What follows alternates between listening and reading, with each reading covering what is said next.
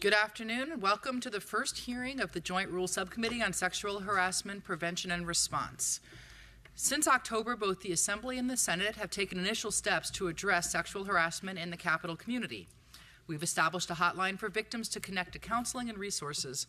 Both houses have agreed to release internal records of substantiated complaints. And perhaps most notably, we've come together with a bipartisan and bicameral approach to craft new policies on sexual harassment. That's why we're here today. At this point, I'd like to turn to my colleague and Vice Chair, Senator Mitchell, for any opening remarks she'd like to make.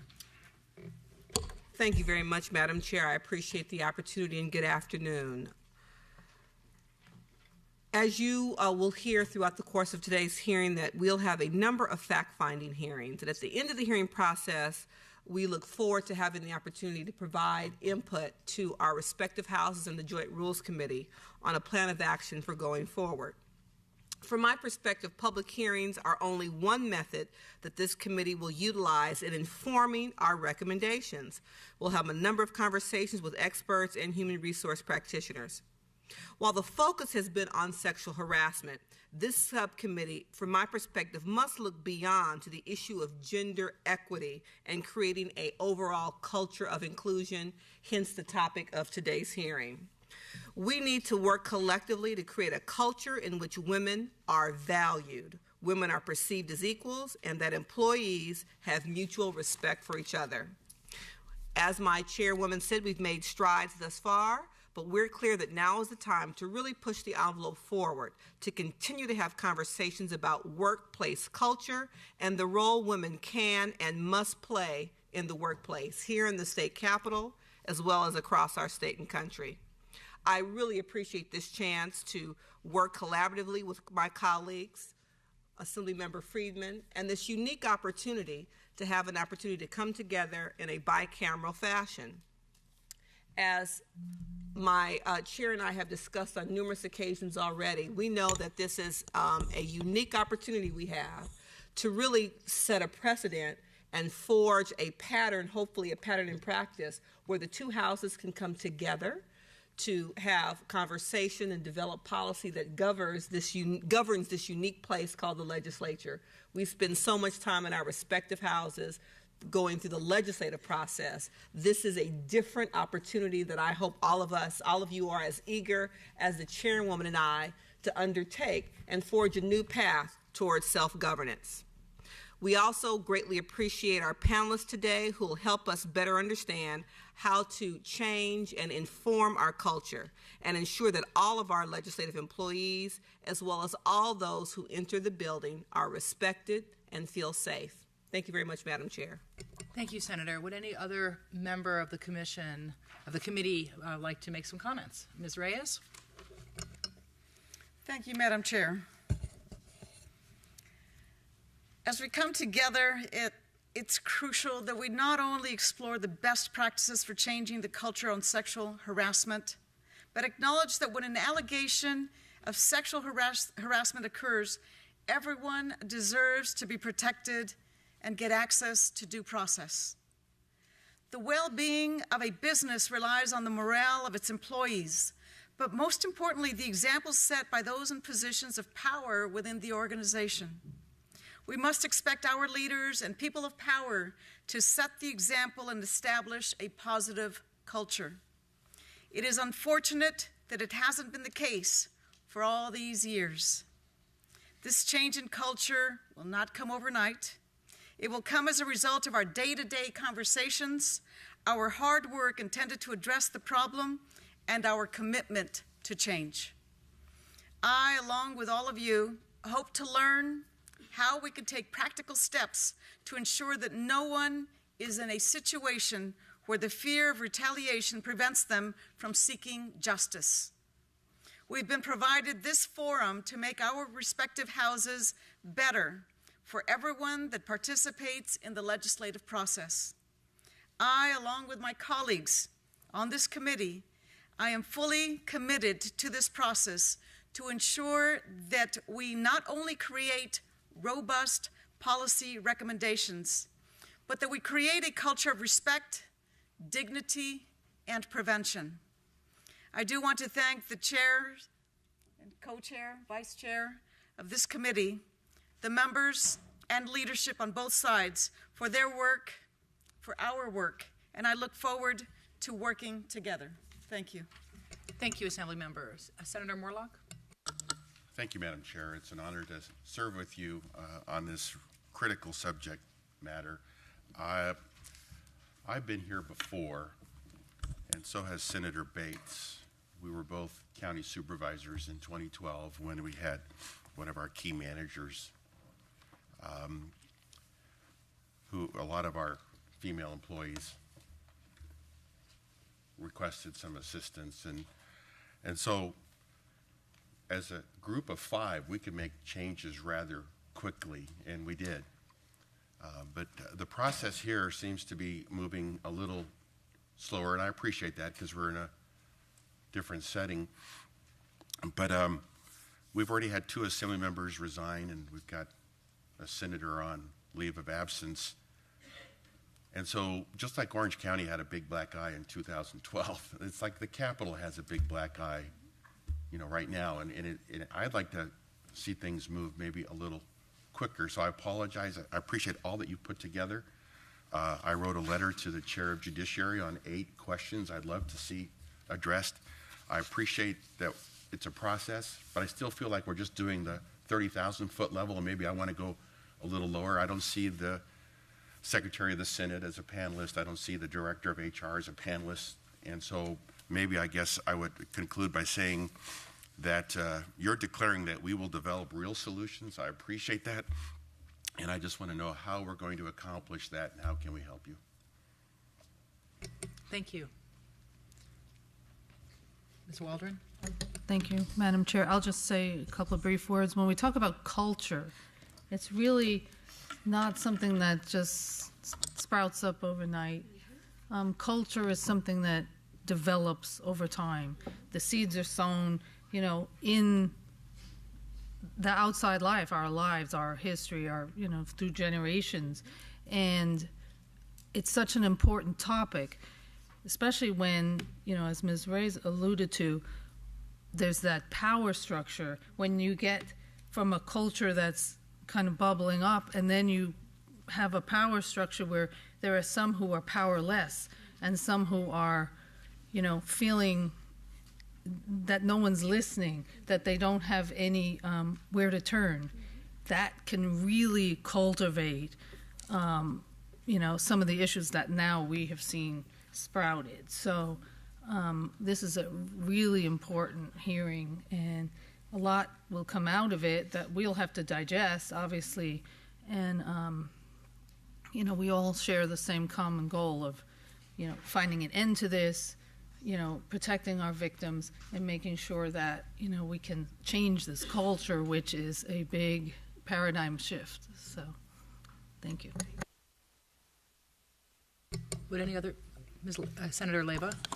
Thank you. Thank you, Madam Chair, Madam Vice Chair. It's a pleasure to be on this committee. This is our moment in time. This is where we have a real opportunity to do the deep dive after we do the overview, but it's our moment in time to change the culture that we live in. We live in a culture of rape. If anyone was watching CNN today and they saw Larry Nassar and the USA Gymnastics, and what that man did to 162 young women is unconscionable. And it's not just he, it is those who enabled. And this is our moment. This is where we as women can have each other's backs. This is where men can say, dude, that's not cool, don't do that. We are all responsible for this, and we all have the opportunity to change it and fix it, and I'm confident that we can. So happy to be here.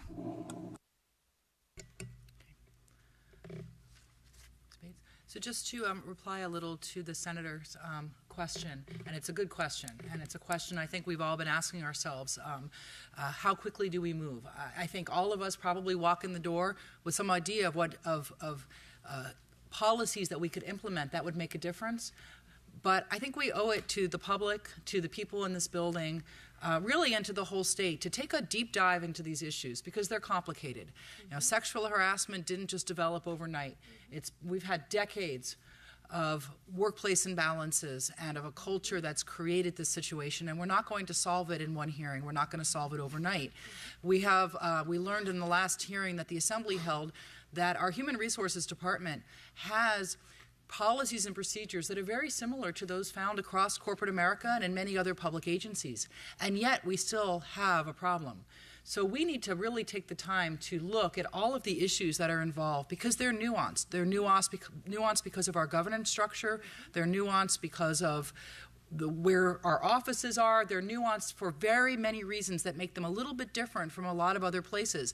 And yet, we're going to hear from agencies across California that have had similar problems and have been able to address their issues through policy changes. And we're going to hear from experts who have been studying this across the country to look at best practices, both for prevention and training and for policies and for ways of holding people accountable.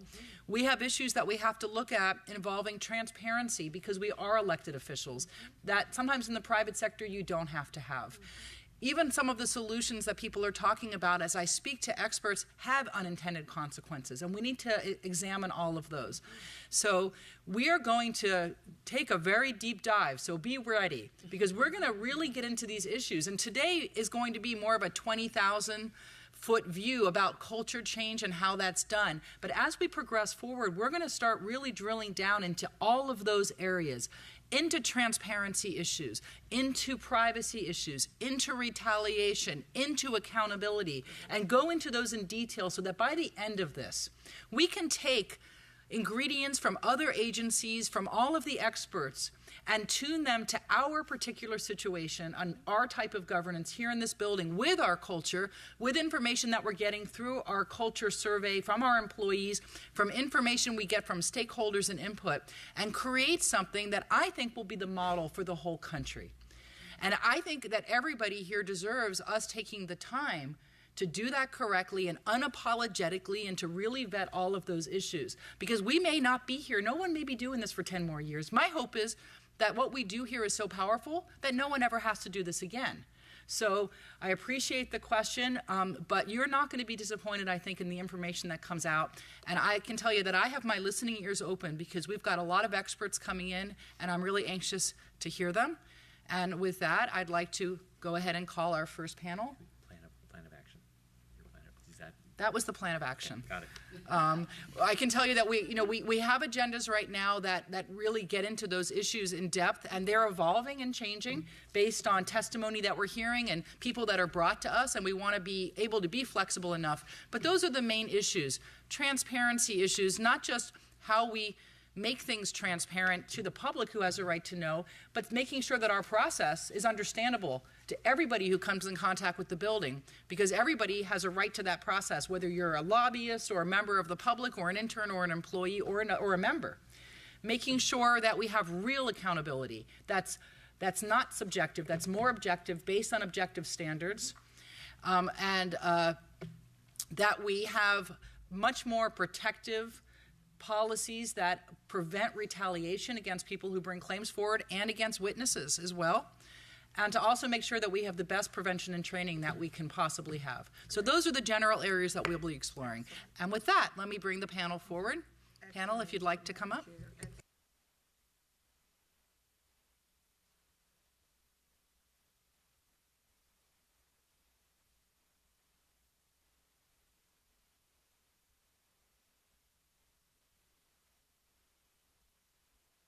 And rather than read your bios, I'm going to allow you the space to introduce yourselves as you see fit.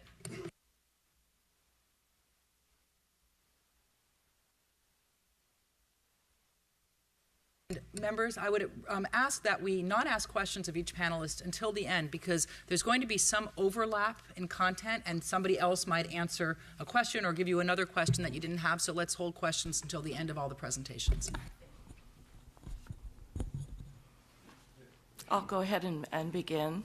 My name is Janet Denhart. I'm the Newland Professor of Public Administration at the University of Southern California Price School. Am I going to be speaking first, I guess? Okay.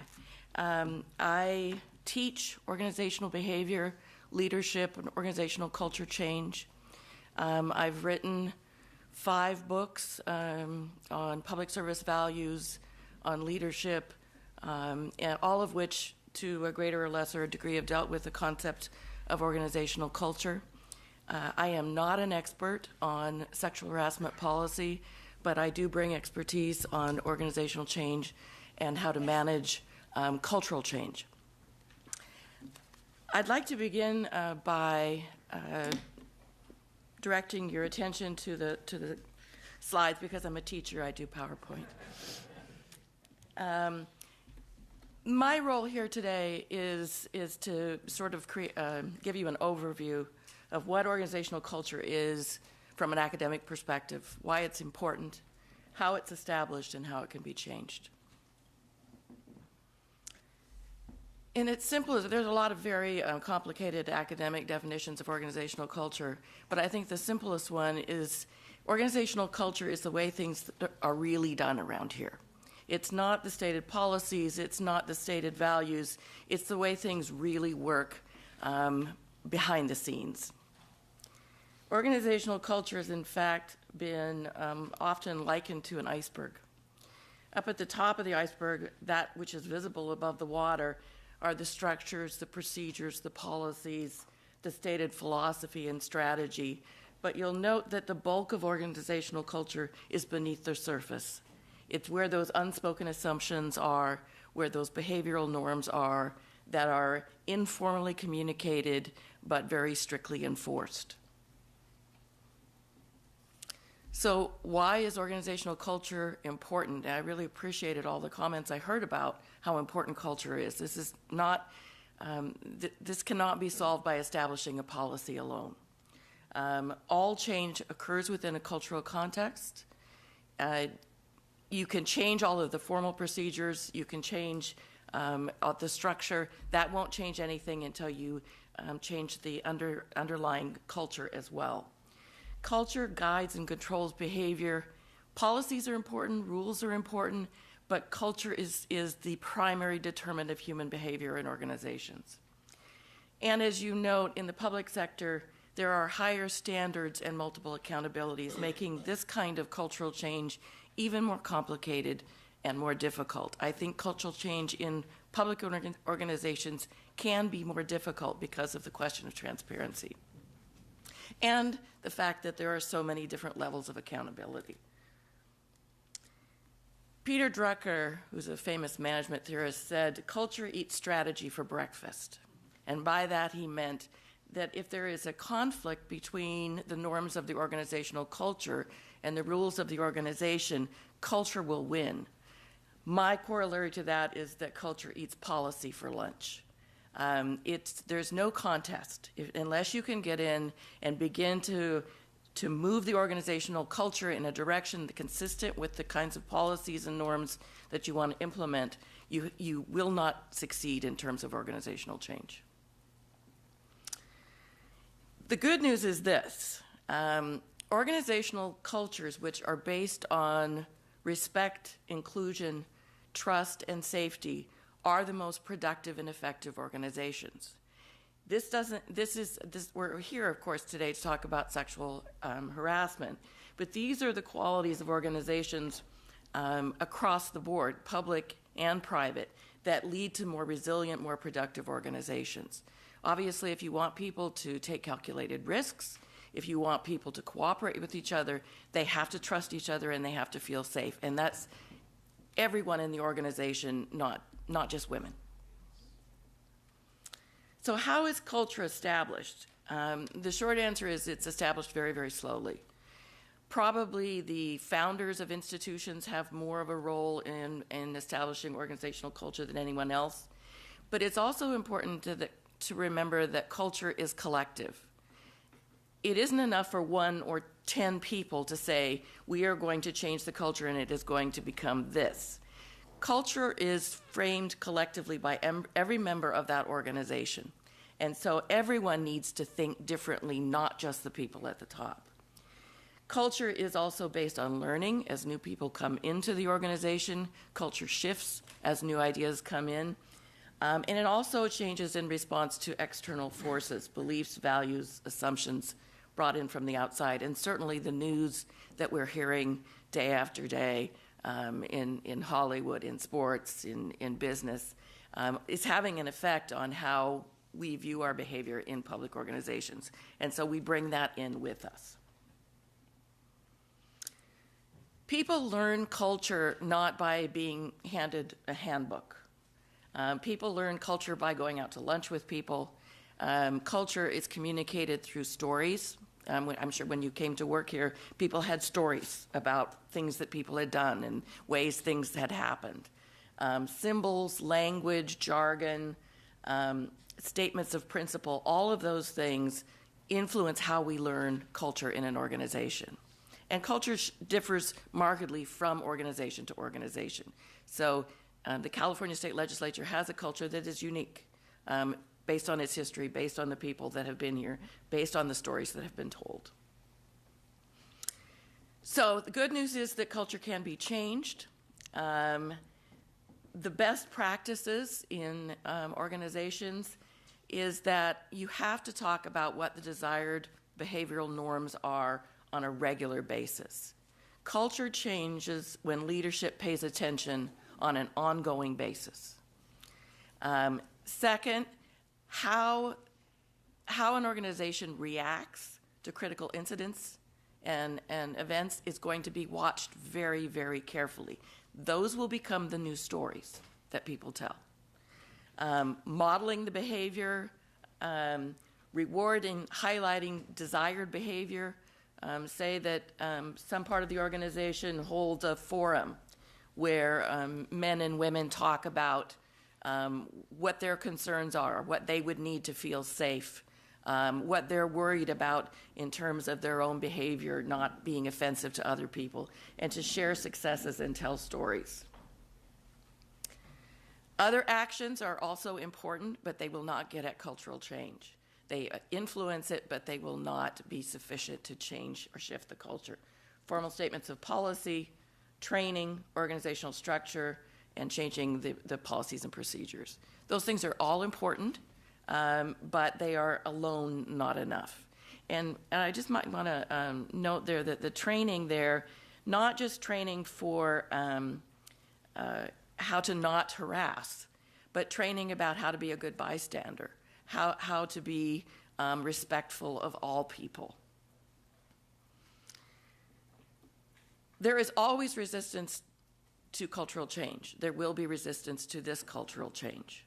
The reason for that is that people operate and find their successes in an existing culture. And when you change that culture, it introduces uncertainty about how they will succeed in the new culture. It also introduces uncertainty about how to act. We can say don't do this and don't do that, but you're not telling people in a positive way what kinds of behavior you're trying to inculcate.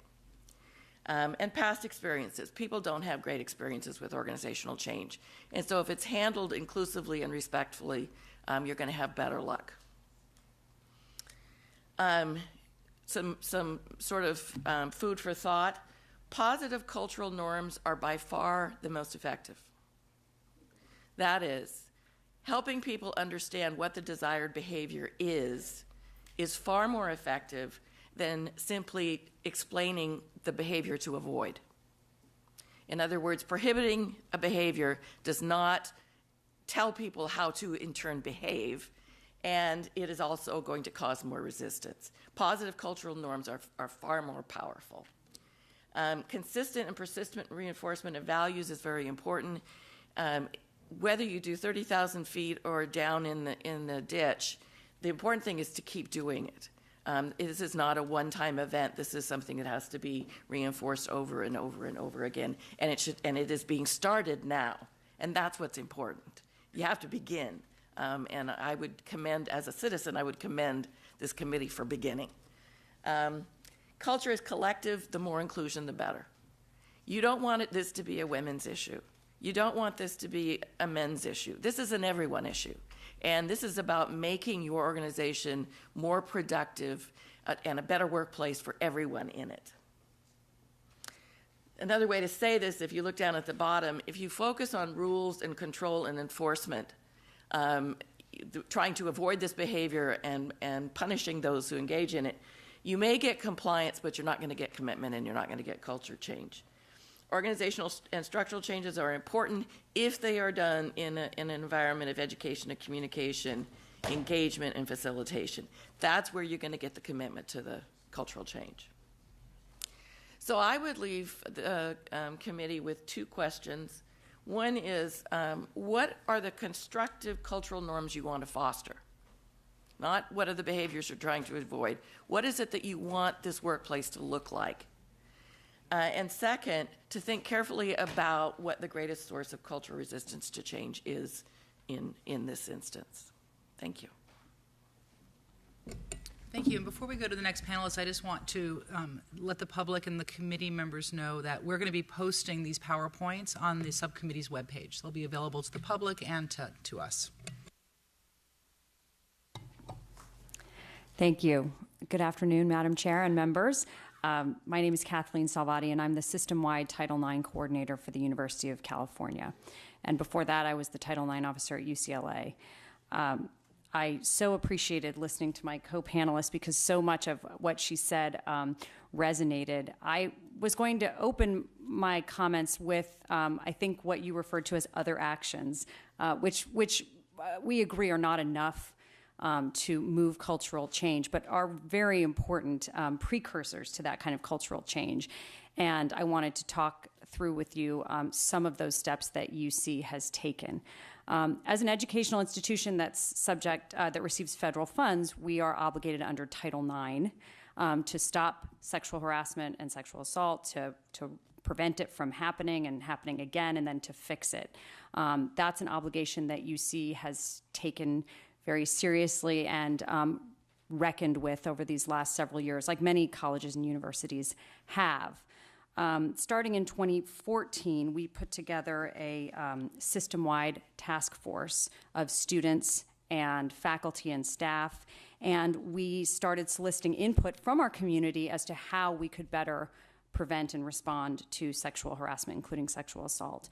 And what we heard from particularly our survivor community, those who had experienced sexual harassment or sexual violence, is that we needed to have a very strong policy as a starter, and we needed a single, transparent process for reporting and investigating reports. Now, again, this is not in itself going to change the culture, but it's a very important first step.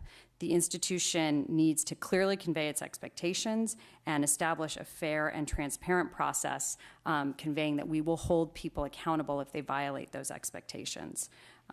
We also ensured, and I heard the chair reference this, that our complainants get informed about what happens to their complaints, what is found and what was done about it. That sort of accountability is very important. Our policy also has explicit protections for retaliation for those who report sexual harassment and also for those who help investigate or remedy it, either as witnesses or someone who helps implement a remedy. We're very cognizant of the concerns about retaliation, particularly in cultures where there are power differentials, such as at a university or certainly here as well. It was also important that by law, every UC location has to have a Title IX officer. That's a really important person on the campus because they are the sort of centralized place that takes all reports and directs the response. And it's really important to have that person. They're independent. They're centralized. We've done a lot of work sort of publicizing and trying to make sure our community knows where to go to report. And then having that sort of centralized reporting database enables the Title IX officer to identify patterns, identify repeat offenders, try and assess whether more sort of systemic actions are required. So that Title IX officer has been really important to our response. As important as those sort of responsive efforts have been and those reporting processes, it's been perhaps just as important or more important to set up confidential resources, places where someone who's experiencing sexual harassment or sexual violence can go without putting their employer on notice and triggering a whole process that they might not be ready to engage in yet. So at the campuses, we have a confidential advocate who serves students and employees who experience sexual violence or sexual harassment. But we also have an ombuds or an employee counseling center, and having the ability to learn about what the complaint process might look like in a confidential setting is very empowering for someone who may be experiencing sexual harassment. It gives them back sort of a sense of control in a space where they're not feeling that. They're feeling the situation's very out of control. So having those confidential resources has been really important for UC. And those are really about how we respond after sexual harassment or sexual violence has occurred. And of course, ideally, we would be preventing it and not having sexual harassment or sexual assault occur in our locations. So we've focused a lot on prevention and awareness. And I do think it's the most important piece of the puzzle. I think for a lot of the reasons that my co-panelist identified, it's probably the most challenging piece of the puzzle as well. We've been working with our community to try and hear from them what messages would resonate with them in terms of prevention. For our students, we're required by law, but it's also a good idea to educate them on bystander intervention. And you mentioned being an active bystander. And I think for me, watching this Me Too movement unfold, some of the more resonant disclosures have been from those bystanders, those people who have said, I saw this happening and I didn't do anything about it. And I may not have known exactly what was happening, but I knew something and I didn't step in, and I wish I had. And so we really try to speak to our students about that. And we really have tried to translate that and speak to our employees about that as well, and our faculty and our staff.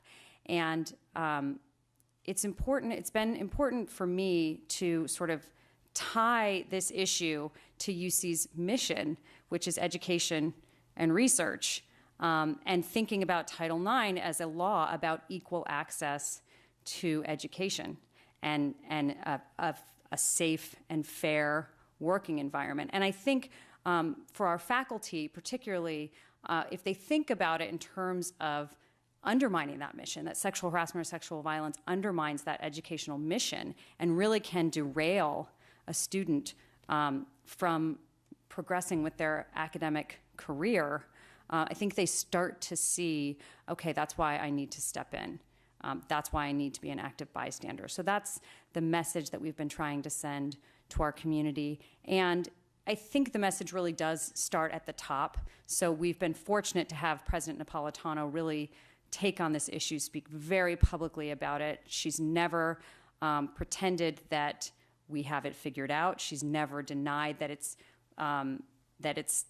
not been a serious issue, but she's very publicly committed to trying to fix it. And I think that message from the leadership has been really important. Listening to my co-panelists talk about culture change, it brought home to me as well that I think something else that has been important, if painful, has been the very public and ongoing reckoning that UC has had to do with this issue. So I think having our entire community not struggling with this has not been an option for us. And I think, as one of you said, this is an opportunity. This is a moment. This is the time to start that conversation. And in some ways, I remember when Secretary DeVos spoke about rolling back the Title IX protections, she kind of said, I wish we didn't have to talk about this at all. And that's not the answer, right? we do have to talk about it, and we do have to acknowledge the reality, and as painful as it is, I think it's progress. So thank you. Thank you. We're going to be extremely 21st century and bring somebody in through the internet.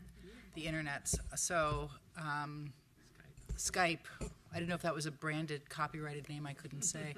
They're going to Skype them in. So we're going to get that going. And This panelist will stay with us afterwards as well if you have questions.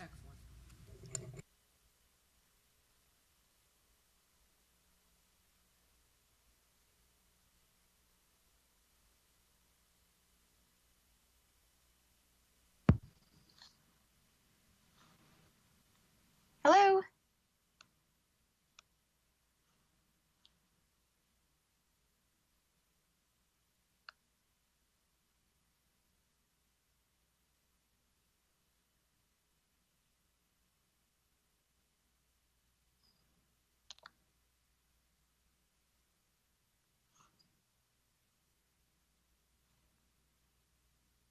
Welcome. If you want to just briefly introduce yourself and then just tell us what you have to say, and then afterwards we're going to have another panelist speak and then hold it open for questions, if you can stand by after your testimony. Are you speaking to me? I'm sorry, I can't see very well. Yeah, I'm so sorry. Yes, I am speaking to you. Thank you. Hi, okay. Hi. That I can see. Thank you. Hi. I'm Joelle Emerson. I'm the founder and CEO of Paradigm. We're a strategy firm that works with organizations to help them design more diverse, more inclusive, and ultimately healthier cultures. So I can give a little bit more kind of background on how we think about this work and just a few key things. I'm going to be pretty brief related to the conversations that I know you're having today. Feel free to interrupt me if you have questions. So before founding Paradigm, I was a women's rights lawyer. And my work included suing companies for sexual harassment. I think litigation is undoubtedly a really powerful and crucial tool for justice. But in my work, I found that by the time harassment occurs, and certainly by the time a company is being sued for it, a number of things have broken down at an organizational level. And that's what led me to found Paradigm. And that's a little bit about what I want to talk about today. So in our work with Paradigm, we partner with organizations to design stronger, more inclusive cultures where employees from all backgrounds can really thrive. Knowing that you can go to work every day without a fear of being harassed is a core part of a healthy, inclusive culture. So in our work, we really think about helping organizations design cultures where harassment is less likely to occur and where it's taken seriously and addressed swiftly when it does. So I want to talk just briefly about how to build diverse organizations, how to hold people accountable, and just a couple of factors to consider with respect to training, because I know that training is often one of the tools used sort of in a preventative way as for organizations thinking about sexual harassment. So an essential piece of any conversation about harassment, I think, really does need to be designing organizations that are diverse, where women are better represented, and particularly where women are better represented in core functions and in leadership roles. We know that sexual harassment is less likely to occur. So one question to consider in organizations where women are underrepresented, or particularly where they're underrepresented in positions of power, is why is that happening? What are the factors influencing representation? In our work at Paradigm, we consider this by looking at the entire employee life cycle, which we break down into sort of 4 key pieces. We call them attract, select, develop, retain. And we consider where in that life cycle are women facing unique barriers. I think data is really key here. It's important to understand at the top of the funnel who is being considered for which job opportunities, how hiring decisions are made, who's developing and advancing, getting opportunities, who's staying and who's leaving. In terms of more subjective outcomes, it's important to understand how people feel in their day-to-day work. Do people feel safe? Do they feel empowered to speak up? Do people feel like they have a voice? Do people feel like they belong? All of these data points offer really powerful insight into where organizational and cultural barriers are emerging.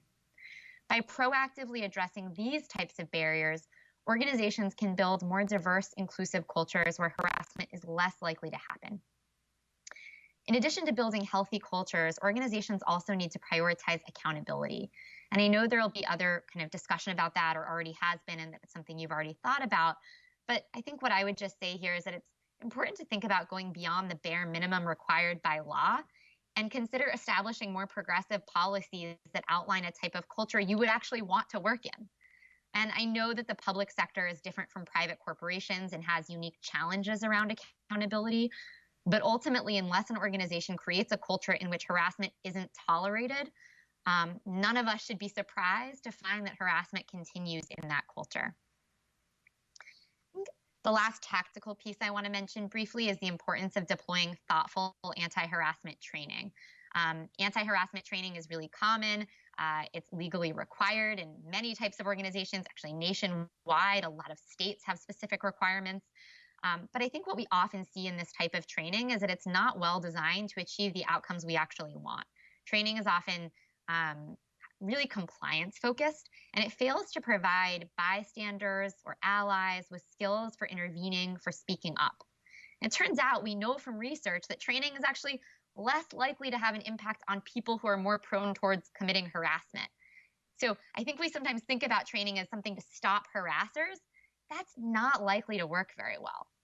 Where training can have an impact is on everybody else. But it matters how training is framed.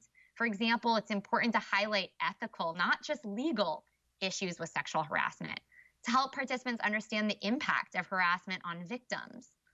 Training delivery matters as well. For example, we know that in-person training is much more effective than online training. We also know that training that's targeted towards just men is less effective than training that brings together people of all genders to have this conversation. And finally, I think it's just critical to mention from our perspective, thinking about organizational cultures, that harassment doesn't happen in a vacuum. Sexual harassment in particular doesn't happen in a vacuum. Cultures that allow for harassment are usually plagued by other issues as well. So in organizations where women are devalued and harassed, women are also likely to face other barriers like bias or discrimination in hiring outcomes and access to key or high visibility assignments, in promotions, in compensation. In organizations that allow for sexual harassment, we also expect to find other forms of harassment and discrimination. For example, discrimination based on race. These are organizations that tolerate treating people differently based on their identities. And I think it's really important to consider here the unique experiences of women of color and the intersection of racial and sexual harassment that women of color so often experience. In organizations where we see sexual harassment, we're particularly likely to see particularly egregious harassment against women of color. So I wanted to just give some of those key insights from our work with organizations and answer any questions where I might be able to provide insight based on the work that we do. Thank you very much, and we'll come back to you for questions. Before we do that, I'm going to go to our last panelist. In the room, but not in the room. In the room on this panel. Thank you for giving me the opportunity. My name is Johnny Taylor, Chairwoman Friedman, Chairwoman Mitchell, and distinguished members of this committee. I am the president and CEO of an organization called the Society for Human Resource Management, SHRM. And just by way of background, I have an interesting set of experiences, first as a labor and employment lawyer, a defense lawyer. I then went on to run HR for a number of Fortune 500 companies, which had operations here in California, Ticketmaster in LA and Ask.com in Oakland. So we had businesses all over the world. And then was fortunate enough to have the opportunity to serve as CEO of one of those businesses. So that was my private sector side. The last 7.5 years, I was the CEO of the Thurgood Marshall College Fund, which is an organization that serviced historically black colleges and universities. And then literally, I'm 3 weeks on the job here as the CEO of the Society for Human Resource Management. So a very interesting set of experiences which will inform my comments for the next 10 or so minutes, but thank you. I appear to you today on behalf of SHRM. We're the world's largest HR professional society. We have over 290,000 members in 165 countries. We have 25,000 members right here in this great state of California. The key, though, is our members actually, in turn, affect and impact the lives of over 100 million workers. That's the real deal. So the 300,000 members is nice, but if you think about every day our ability to influence the lives of 100 million people, nearly a third of our U.S. population, that's the work that we do at the Society for Human Resources Management. For nearly 70 years, SHRM has been the leading organization in people management, and we help organizations learn how to manage their people better, their human assets, including creating workplaces that foster a culture of respect. We're committed to eliminating all forms of harassment. And I think it's really key that while today I appreciate their focus on sexual harassment, there are all sorts of forms of workplace harassment that our organization focuses on. And sexual harassment is obviously the most important issue of the day right now, but we educate our members not only on that and complying with the law, but on building a positive and productive workplace culture. We believe that creating and maintaining a harassment-free workplace is not just a legal priority, but a business one. I'm pleased to have the opportunity today to discuss how these concepts apply to high-profile and dynamic workplaces such as the California State and Assembly, California State Senate and Assembly. Most importantly, I'm going to address the role of workplace culture in preventing and addressing sexual harassment in all workplaces. So here's the irony. Exactly 20 years ago this week, we watched this country divide itself over an ethical crisis involving a U.S. president and an intern. Fast forward to today, and we find ourselves still struggling with the same issues around sex, power, and consent, all of which intersect in the workplace. Let's also remember that even after impeachment, and this is not a political statement, that same president finished his final term with the highest end of office approval of any president since World War II. And he continues to rank in the most popular Americans on the globe. Clearly, as much as we talk about this today, we have to speak about the broader concept of the American culture. Okay? We have to put that in the context. The idea that somehow this organization, the state, can operate in the vacuum in this United States and not appreciate what we accept as behavior that's acceptable and behavior that's not acceptable, we've got to start looking at the man and the women in the mirror and asking ourselves, how do we really feel about this? Fair? Like Hollywood and Wall Street, the legislative environment is uniquely susceptible to sexual harassment situations. What they all have in common, though, is that these workplaces are driven by complex power dynamics. A few people hold the careers and the futures of many others in their hands, and some of those people are deemed, frankly, too big to fail. They're too important to fail, and we have to be honest about that. Also, these workplaces tend to be male-dominated. And I want to be clear that while sexual harassment is real, it's not just a woman's issue alone, not by a long shot. Men are also victims, and women are also perpetrators. Sexual harassment is about power, and it's about who's committed to doing it, whoever is in control. It just so happens, frankly, that in many of these workplaces, men are in control, at least for now. Another commonality among sort of high-power workplaces is that you have a wealth of young, aspiring, competitive employees who are enthralled by powerful, often older people. This culture creates perfect conditions for sexual harassment, but it's also one that is ripe for positive transformation. And it's time for a cultural transformation in your legislative workplaces. And as a leader in workplace change, California must start it, and they must start it right here and right now. So I praise you, I laud you for doing this work. Something that one of my co-panelists has mentioned, culture always trumps compliance, period. SHRM's perspective is unique because we represent not just one segment of the employment sector, but a profession that spans all industries, including companies, for-profit, nonprofit, government, and workforces that are large and small. Our members have seen it all, and they let us know what works and what doesn't. Here's what doesn't work: relying on compliance, rules, education, and training to prevent or address sexual harassment. In its 2016 Select Task Force Report on Harassment, the EEOC recognized that even effective training cannot occur in a vacuum. It must be part of a holistic culture of non-harassment that starts at the top. Compliance is a key component of a harassment-free workplace, but in reality, we could demand that every employee, each of you in your offices could demand that every employee take 10 hours of sexual harassment training every week, and it's still going to happen. By the same token, we could enforce the strictest policies forbidding workplace relationships. That's the easy answer. But office romance is going to happen. You simply can't ignore or legislate the human experience and human behavior. So it's important for us to deal in reality.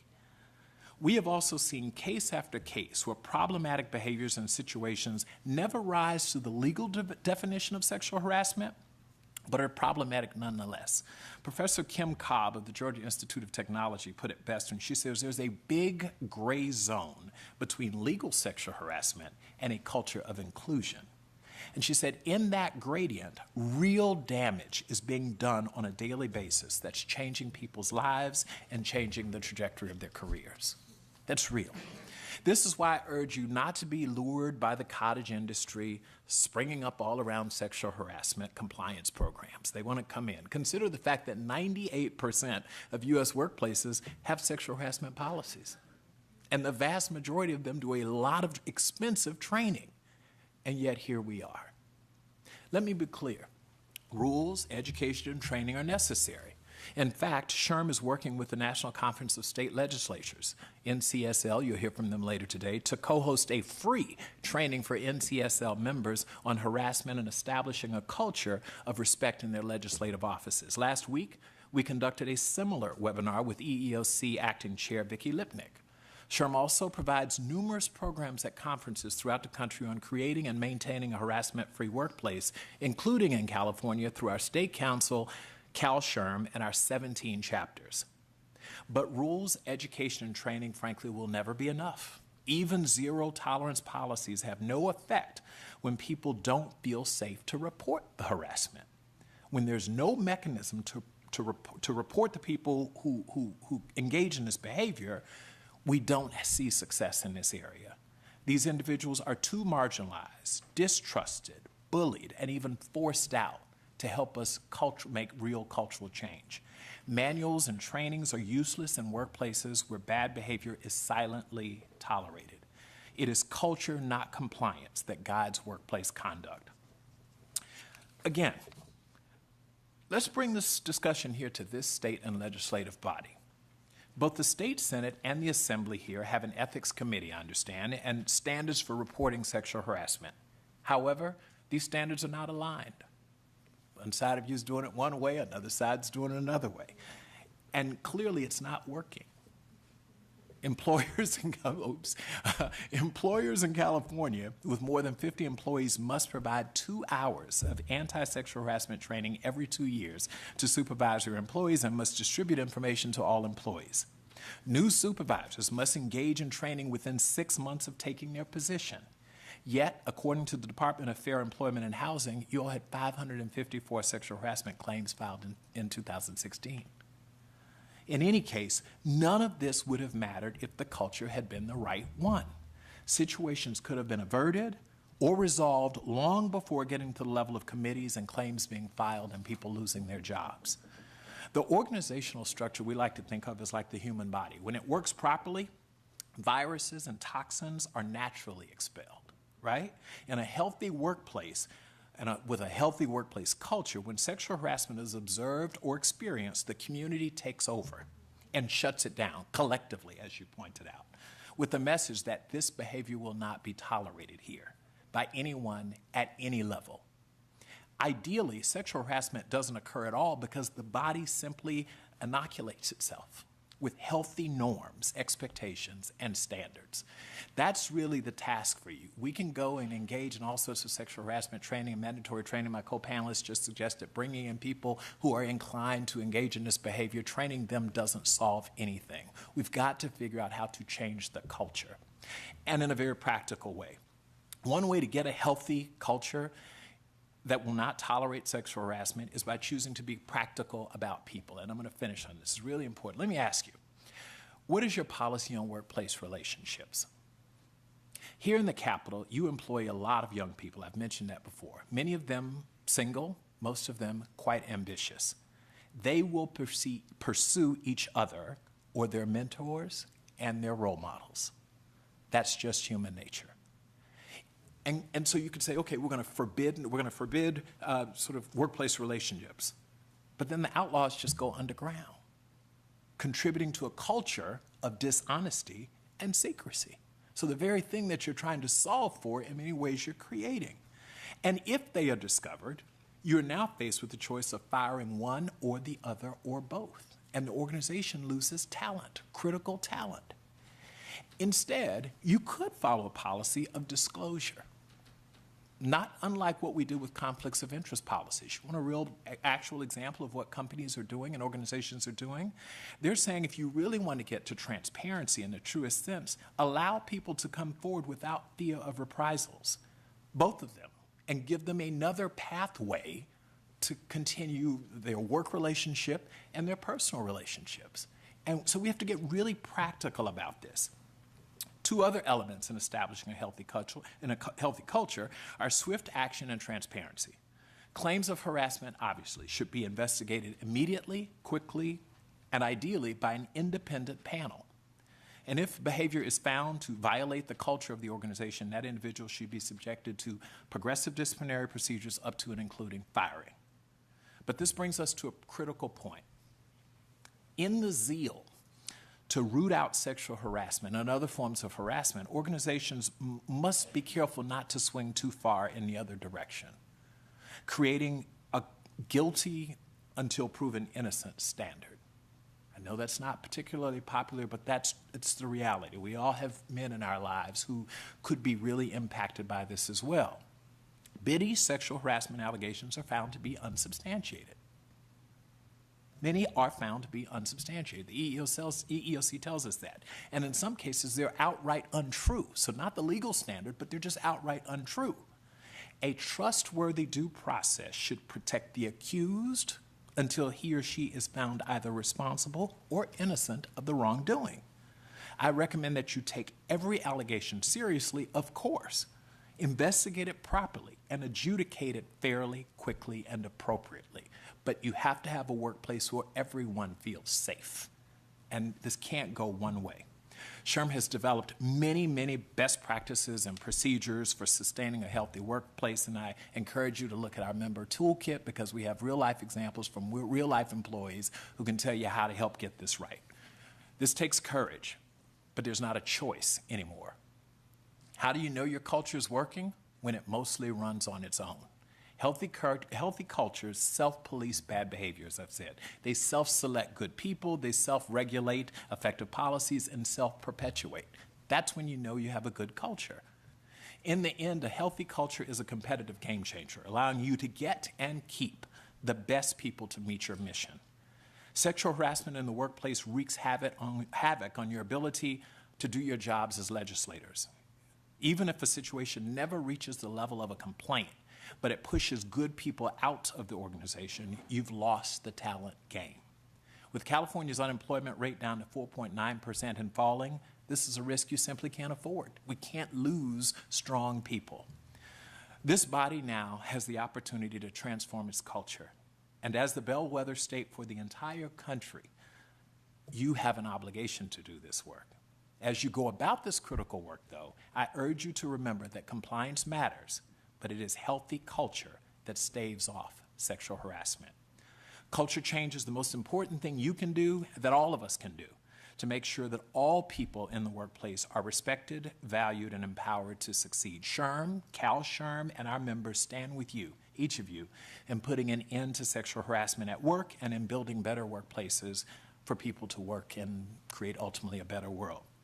SHRM is pledged to do this work with this committee as it addresses this important issue, but I just wanted to comment Senator Morlack's comment and respond to that.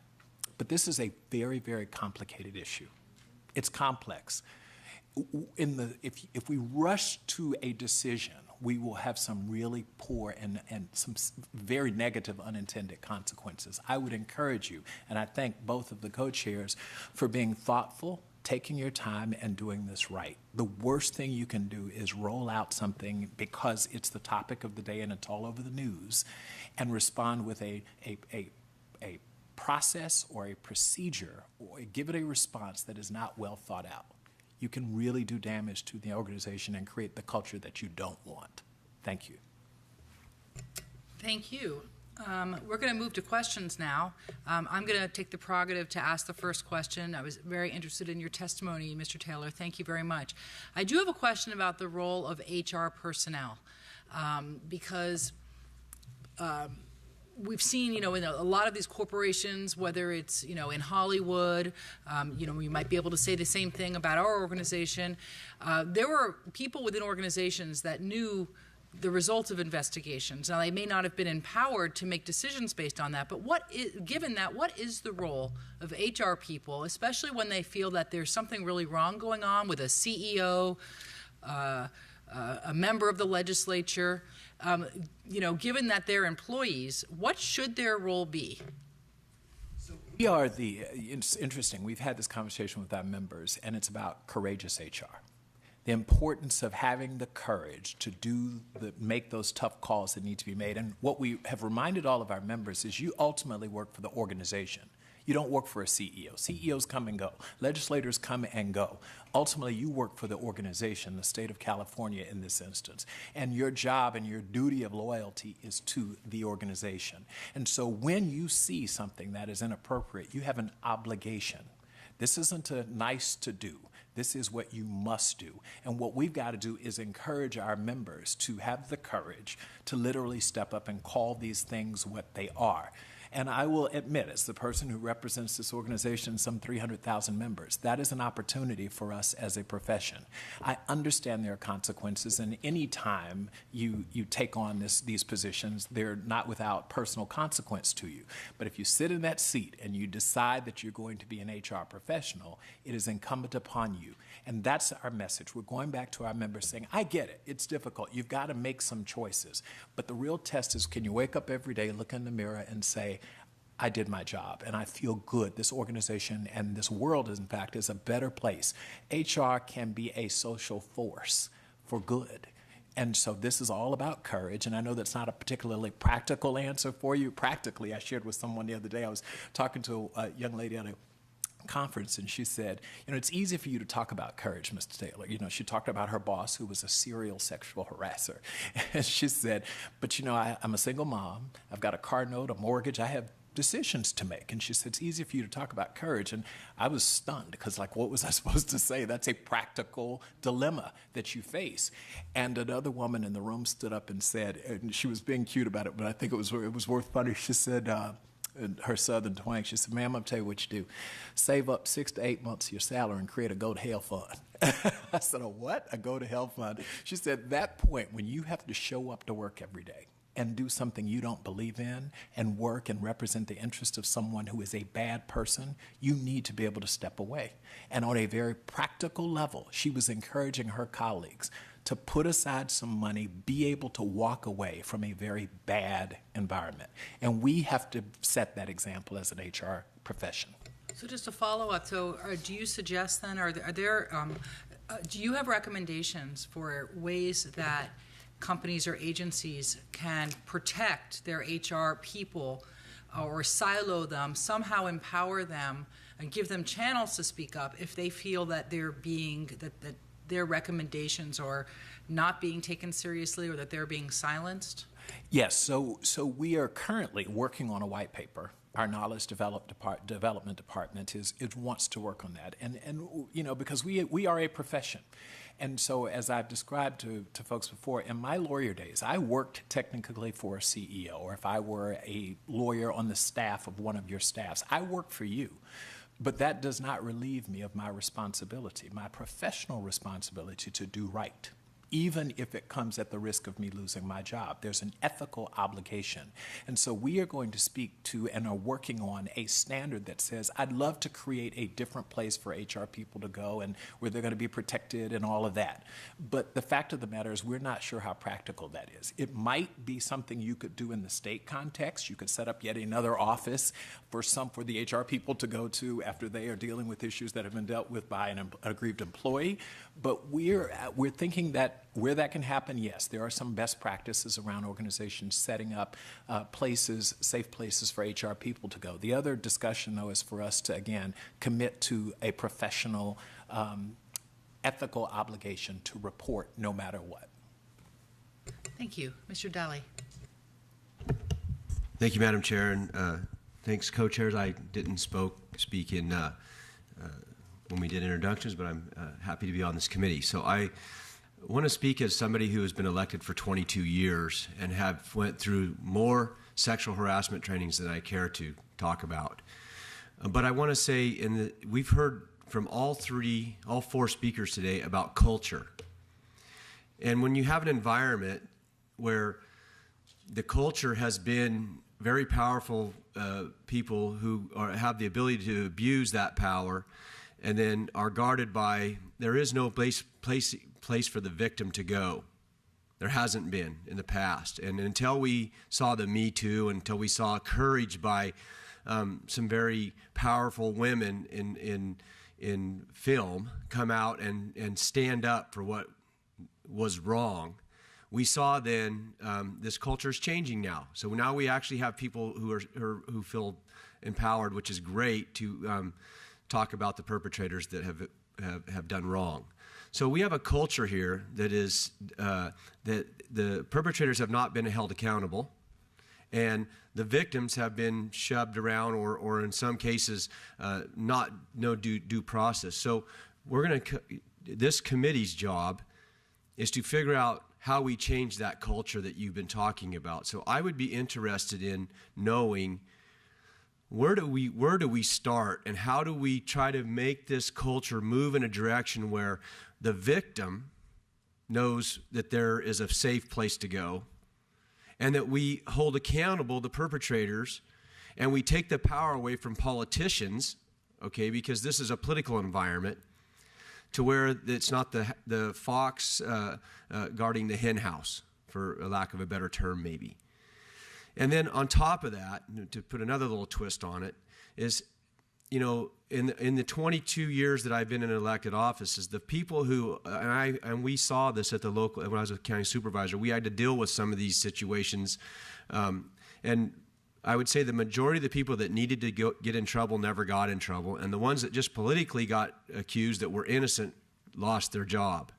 And so we have a fine line here where, because of the political situation, somebody can accuse somebody and it can change their career, even though there was maybe no reality to it. So I would be, any of you could answer, we are going to be struggling with this. This is the main question for this body, is to figure out how we protect the victim. By all means, if somebody's been guilty, throw them the heck out of this place and not tolerate it. But then drive that fine line of where we change this culture. How do we start? Where do we start? That's what I'm after. So thank you. Any takers? I would say there isn't any one thing you can do. There are a lot of different things you can do. And the important thing is to begin doing them. I think that the most effective way to change an organizational culture is to have ongoing inclusive conversations about what cultural norms do you want to foster. Not how are we going to catch the perpetrators and punish them, but what kind of organizational climate do we want to foster. I'm also a big advocate of tying this to public service values. We all have a responsibility to provide the very best work. I consider myself a part of the governance process, although I'm just a teacher.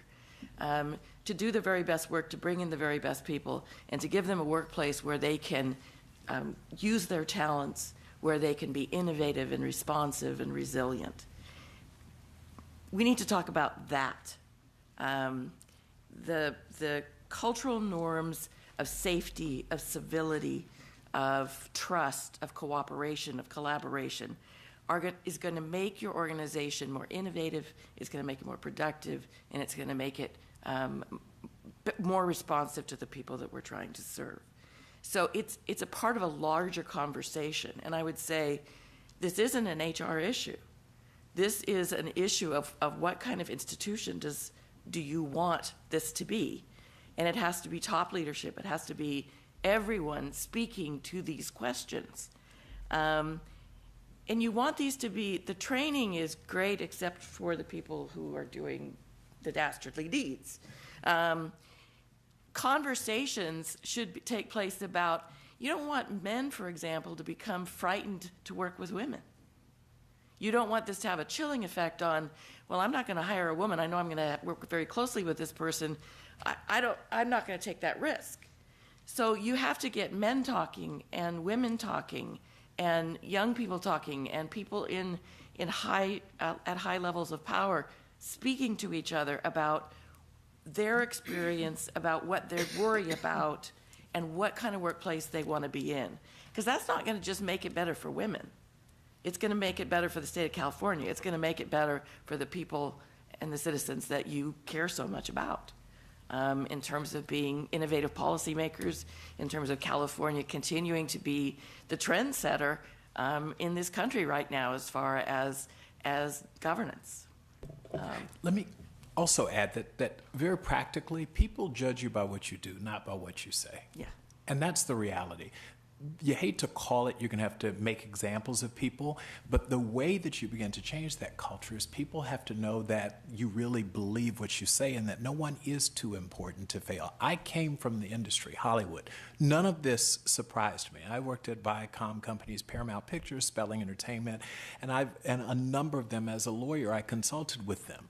In many of these instances, we knew who the perpetrators were. We knew who the dirty old men were, but it was money. It was, we can pay for this and make this go away. He or she is too, he in this, and in all of these instances, he was too powerful.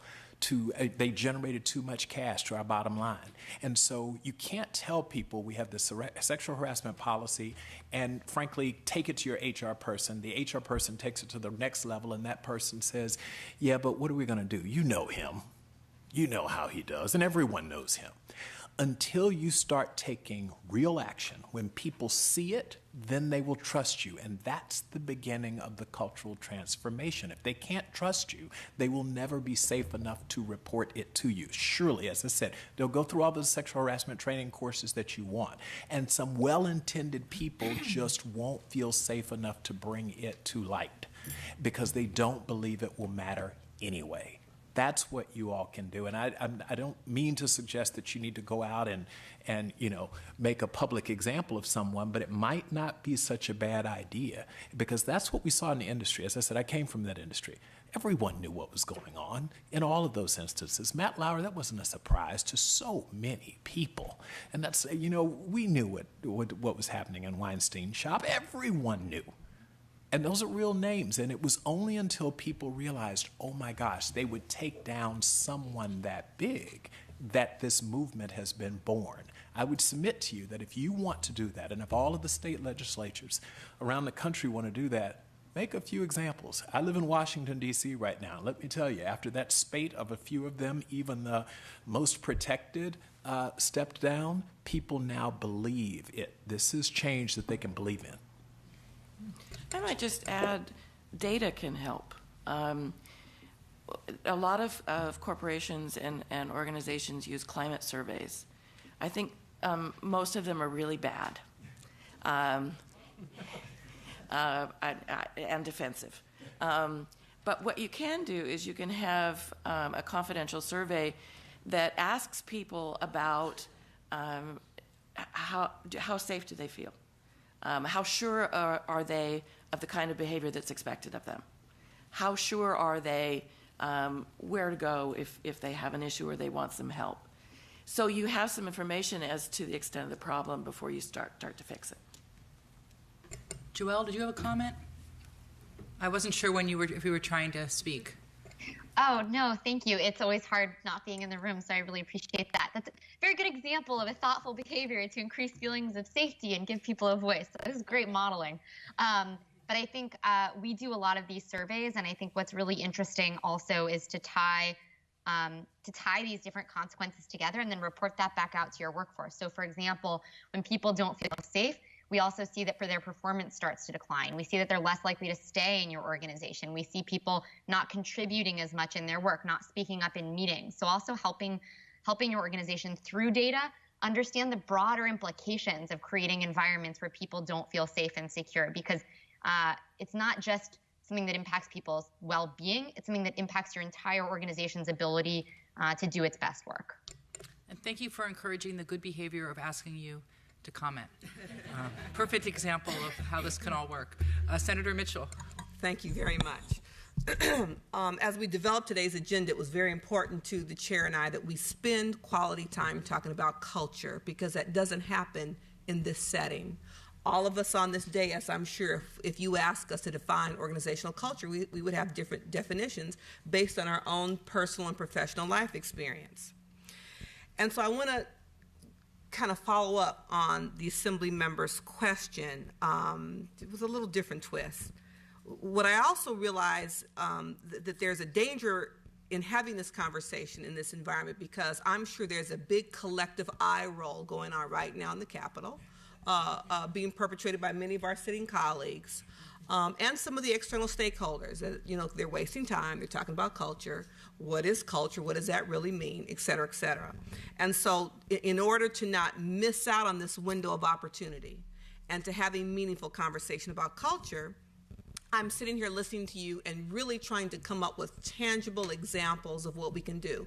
I think there is this expectation, which is typical in our environment, that this committee is going to figure it out, and we're going to roll out the answer that everyone will simply comply. Well, as you've all brilliantly articulated, that's not how culture works. So as I'm sitting here thinking about my own professional experience coming from executive management in the nonprofit sector, where culture was ingrained. We were a mission-driven organization, so culture was first on our agenda.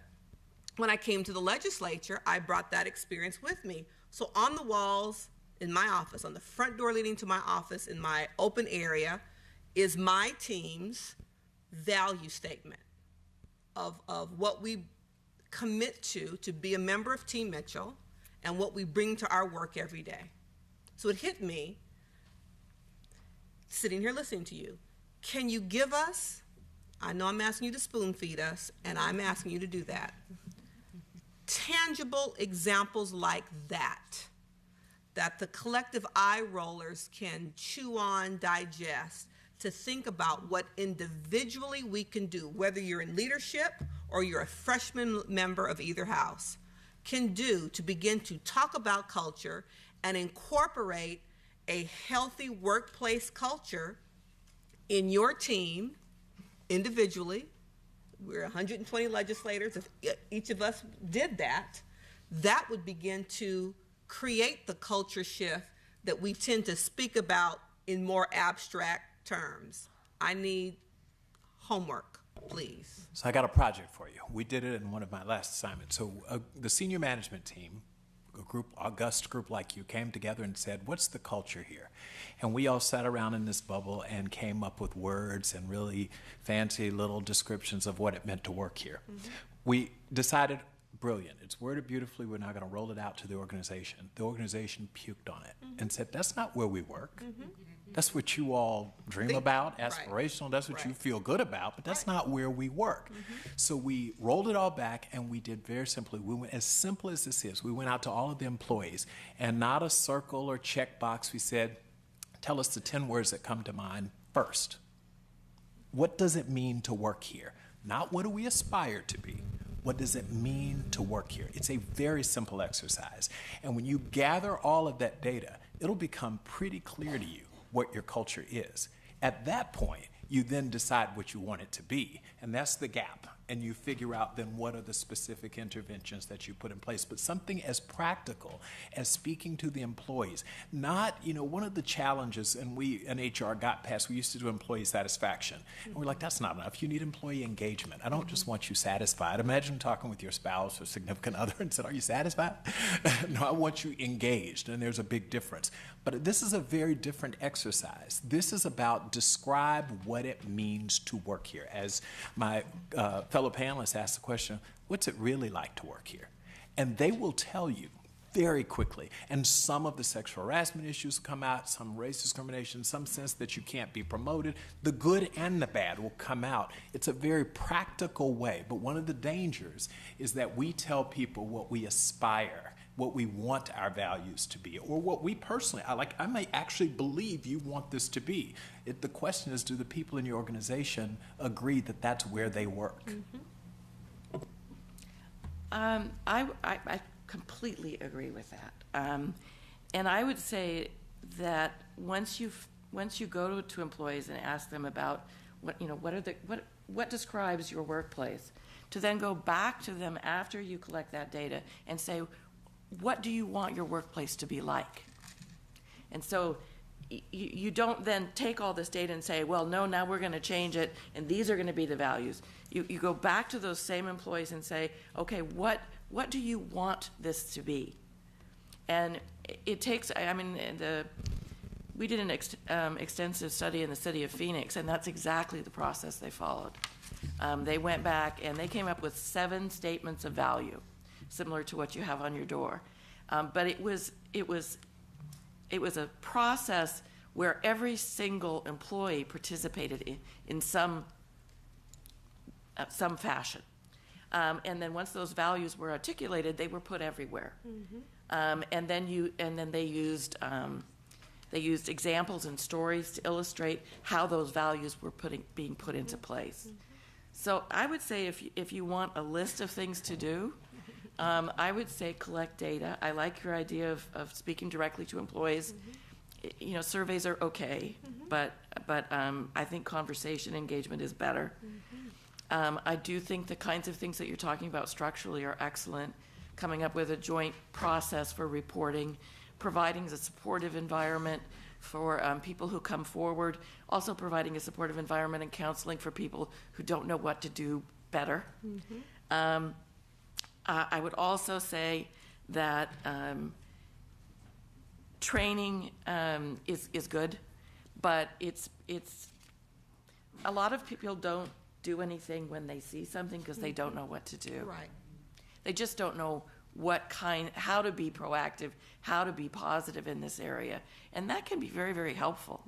And you want to encourage everyone, and this isn't just a women's issue. Men aren't just the only perpetrators, but men are confused. My sons are confused. Mine too. This isn't something that happened overnight, and we all need help in how to intervene, how to be supportive, how to listen, and how to behave. And again, this isn't about a criminal activity. This is about making the organization better. Right.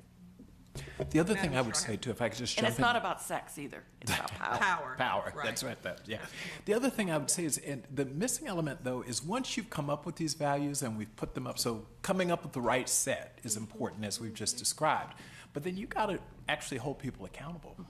And so that if their behaviors, if you say, for example, we value openness and transparency, when there are examples, before you get to sexual harassment or race discrimination or anything, when there are people who don't live by those values, you've got to expel them. There's just no other way to do it. And you can't do it subtly, because if it's so subtle, and that's the difficulty of personnel matters needing to be held confidential, if people don't know why the person is held, they may have thought the person just got another job.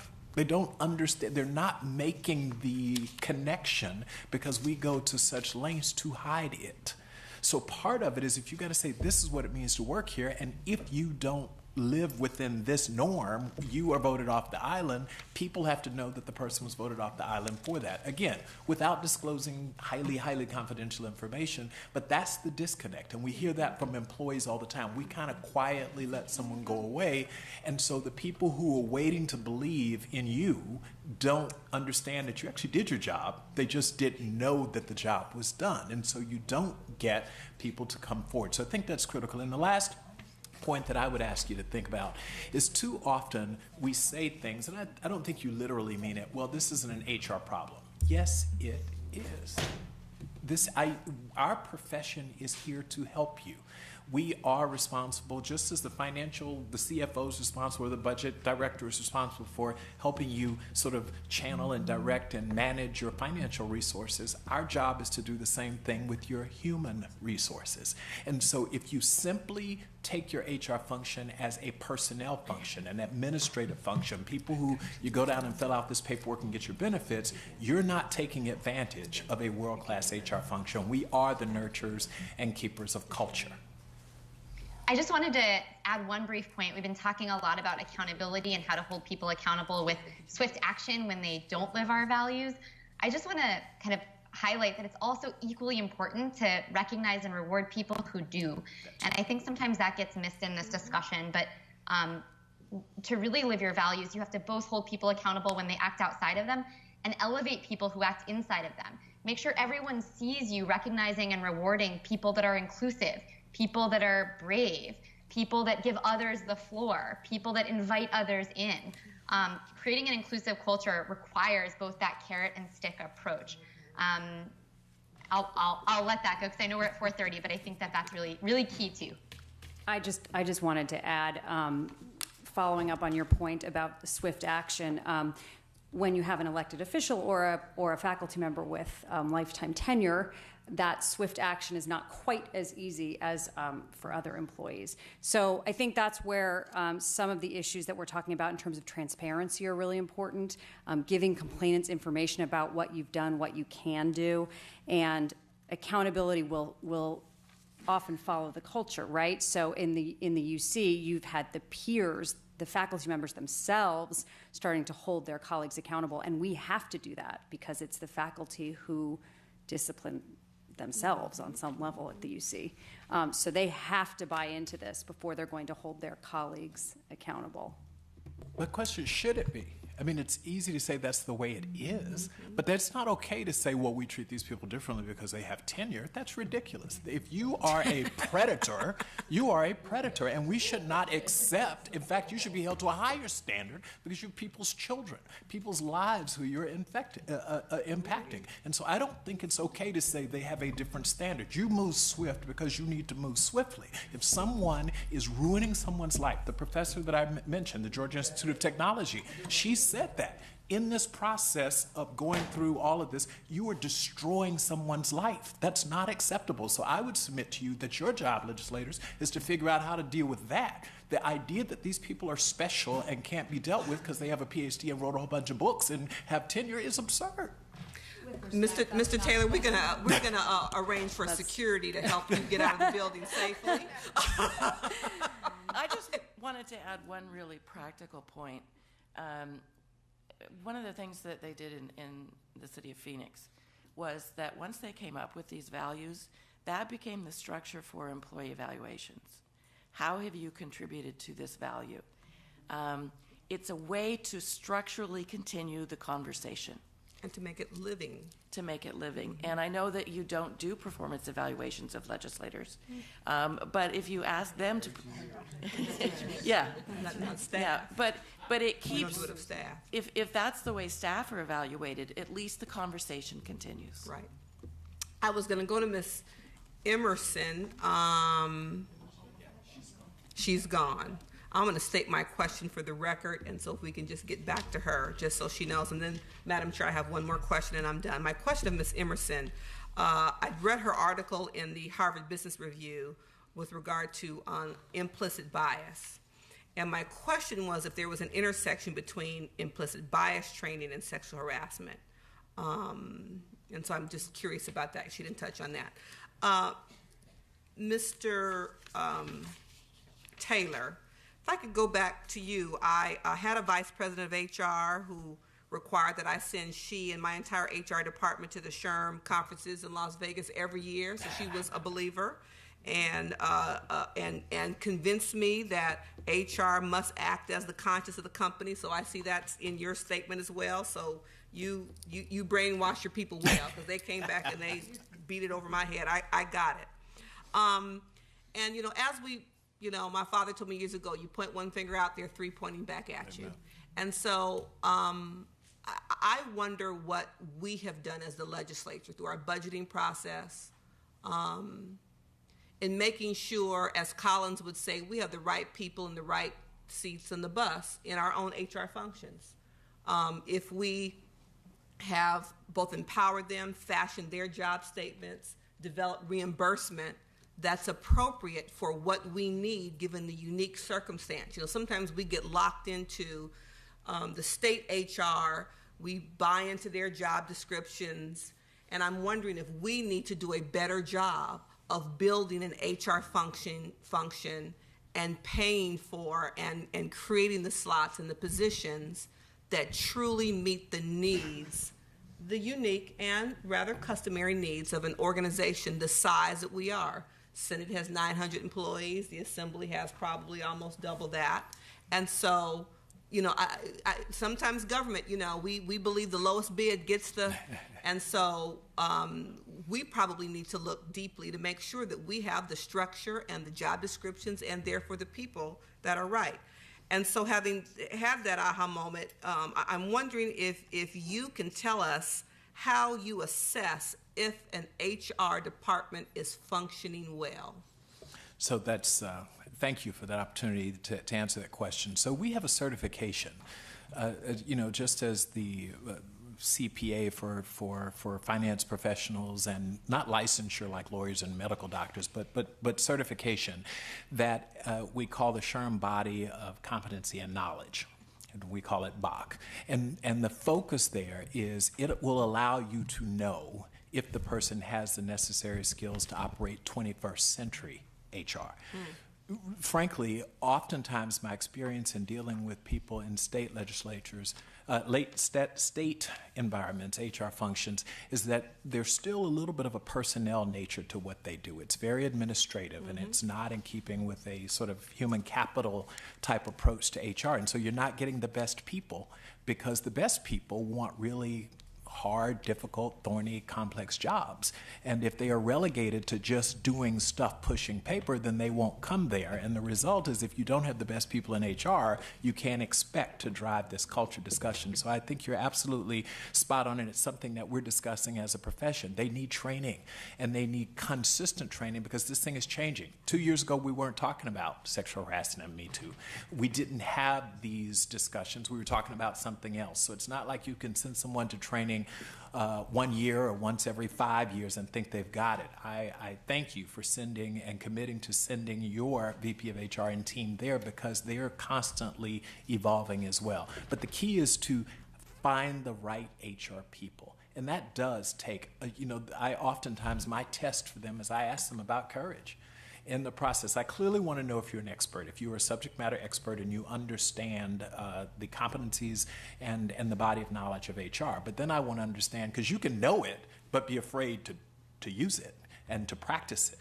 And so that's one of our questions is, are you ready to do it when you're faced with one of those dilemmas, when you have to come and meet with a person of power and have an honest conversation about the environment that they're creating in their workplace? And if you don't have that person, no matter how talented they are, you have a problem. So certification is number one, and then looking for people who have that courage. If I could chime in, I'm not HR, but I think the university having that requirement to have an independent office which oversees the policy, reports at a very high level, the only person who, my client, I always say, is not the university, it's gender equity. And those are legal mandates under the federal scheme, but there's no reason why you couldn't replicate something like that, where you really have a fully independent office that, yes, gets its paycheck from the legislature, but otherwise reports independently. Thank you. Assemblymember Waldron. Thank you, Madam Chair. Just a couple of shorter questions, and I'm sorry to see Ms. Emerson go because I think she probably would have been good for this one, as well as Ms. Salvati. We've done a lot in our culture regarding bullying, in the school setting. As a mom, that's kind of been an ongoing thing since now my son is 16, but it's, something that's been developing. And using new technologies, in the 21st century, is not really the forte of the state legislature. I can tell you that because we are still way back as far as that goes. But, looking at what has been done with young people, trying to get that peers are so important to young people, and how they are able to use new technologies to empower each other, to protect, to maybe report. And there's apps, out there that young people can use. There's different names. I've seen one, it's like an eye icon, like an eyeball thing. And someone posts something that is, shows intolerance. It could be not just sexual, it could be racial intolerance, against a transgender person, or age, or, whatever it is, racially motivated, or to culture. They can put that icon up, and that says someone's watching, your peers are watching, and then other people join in with that, and then that person is isolated, the one who did it, and maybe they'll say, well, you know what, I'm not going to do that anymore, or this didn't get the response that I wanted. I think, and in one of our other hearings, one of the attorney groups had talked about that peer culture in a workplace. And I think that's so important because, we do a lot of things in the legislature, and our staffs are with us. We go to receptions off-site, we're at meetings, we're at social gatherings in our districts where there's lots of people from the public as well as, staffs at all levels. And people see things they may question, or they think that's not appropriate.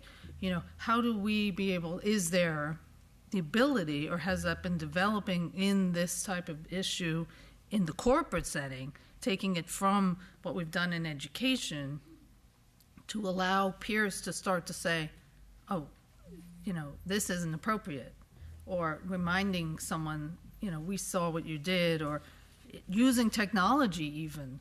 How do we, not allowing it to progress like it has. And I don't know if that's even anything that is being used in the modern, but I think that's really part of how we develop a culture. We have, like we said, young staff, young interns, they grow up. I have to ask my son how to fix my iPad and things, and he can do it in 2 seconds. So I think that would be a way to start, and I don't know if that's even on the table or... I think you're right. I think that the students have come up with a lot of innovative peer self-governing. It sounds like you're thinking about reporting options for younger people who don't feel empowered. There's a lot of apps and technology for sort of anonymous reporting that colleges are starting to use, which make a lot of sense. So I think that would be a very good idea. But also to your point, it's about your peers. And if you're not using technology, what are other ways that we can hold peers accountable? That's sort of what I was talking about with the faculty. Not that we were applying a different standard for disciplining them as much as it was important to have our own peers hold us accountable. Right. Yeah. I'm sorry. No, I was just going to say, like an app called Speak Up, you can do anonymous reporting for bullying, depression. What do you notice is there's safety threat. It could be a lot of things, but I think sexual harassment could be part of that. There are, and there are also applications that would collect, because a lot of times someone doesn't want to report because they think, oh, well, it's just, I probably imagined it, or maybe I'm making too big a deal out of this, but if they know that the person has done it to someone else, they're much more likely to come forward and report. So there's now technology that's collecting reports on the condition of, hey, let me know if someone else reports this person as well. And that would change their decision making. Ms. Waldron, it's interesting. I was in one of my last lives, and I'll protect the name of the company, but we had the ability, because of our technology, to actually monitor what all of our employees, but particular a focus on the young employees and their social media activity for security reasons. And one of the things that you've gotten at, we think of using these tools for purposes of sort of how do you report sexual harassment or race discrimination, et cetera. What we found that was a shock to us, you want to talk about culture, is some of the ways they spoke to each other. Okay?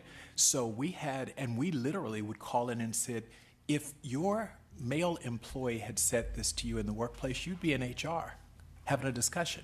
You referred to another woman, fellow employee, you used the B word, to this word, to that word.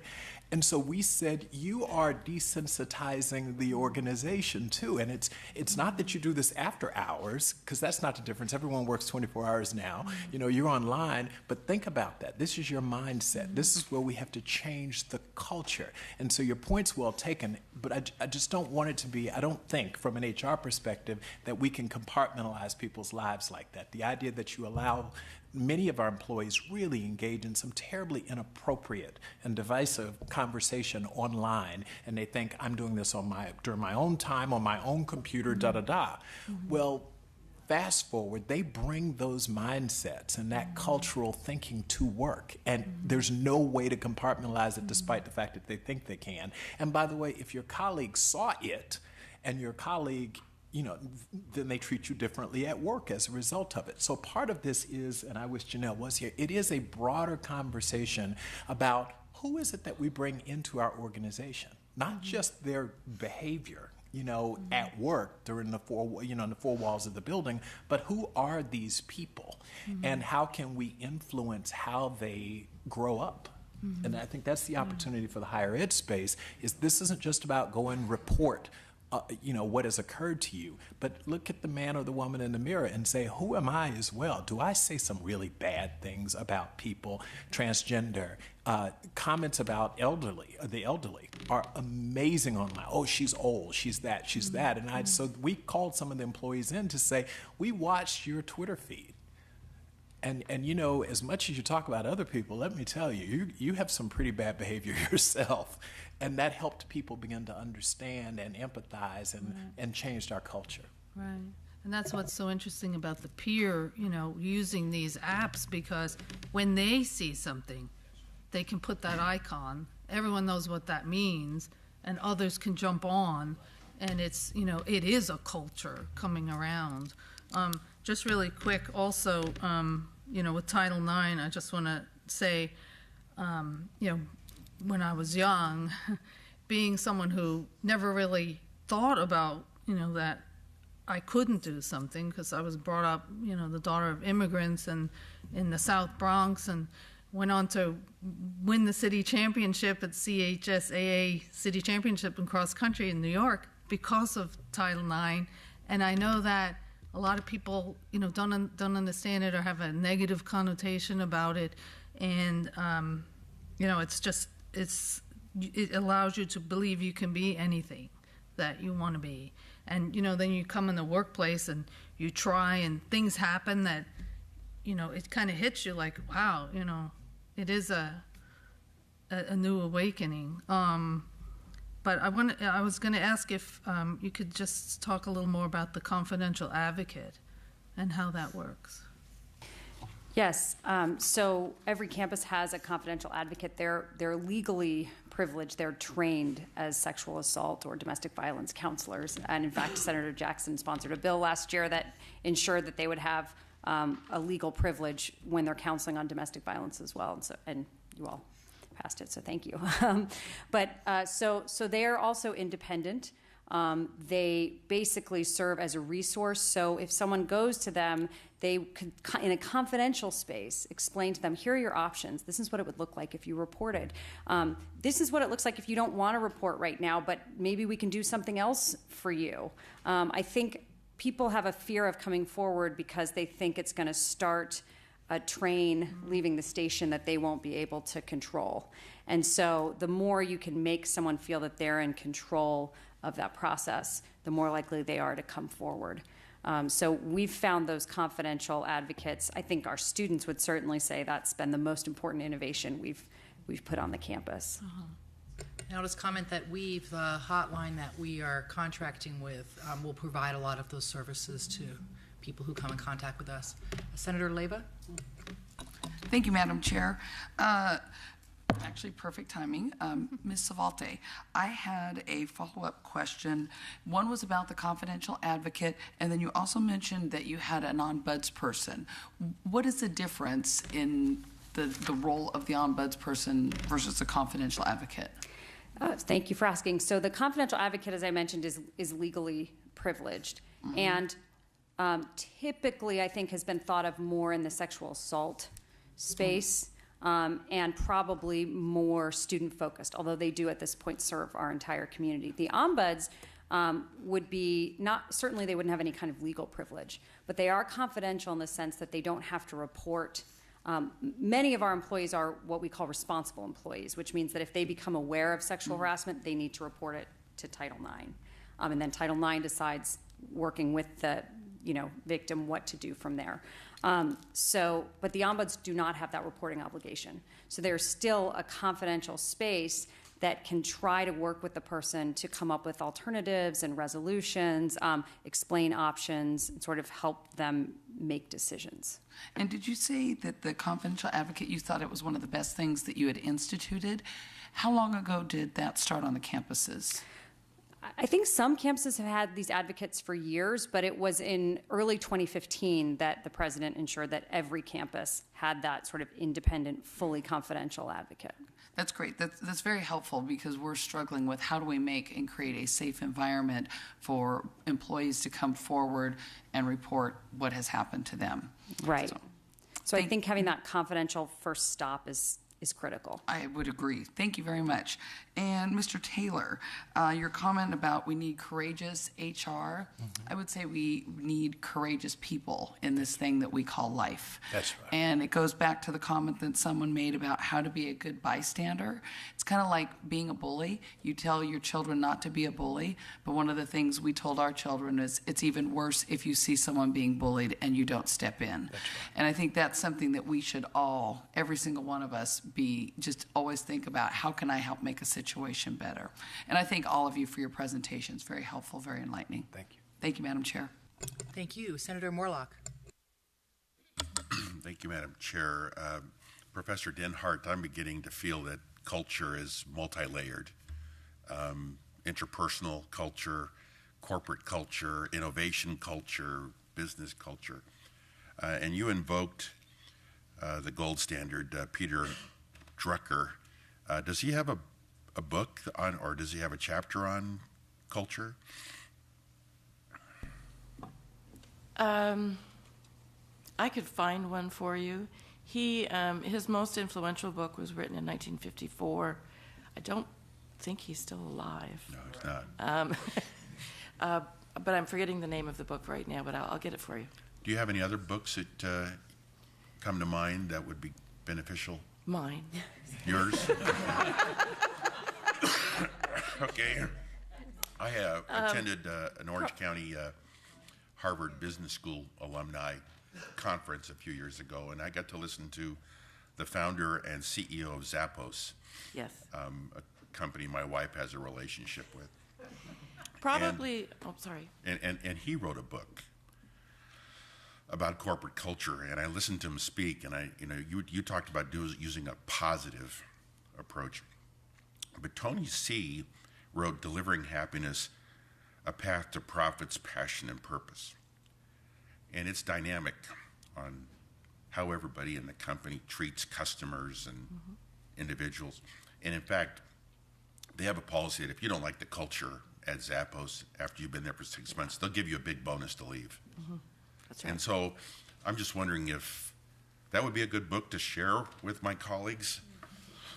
or if he should come and speak, or if there's a video. Oh, yeah, if you could get him to come and speak, it would be marvelous. The other great example of positive organizational culture is Southwest Airlines.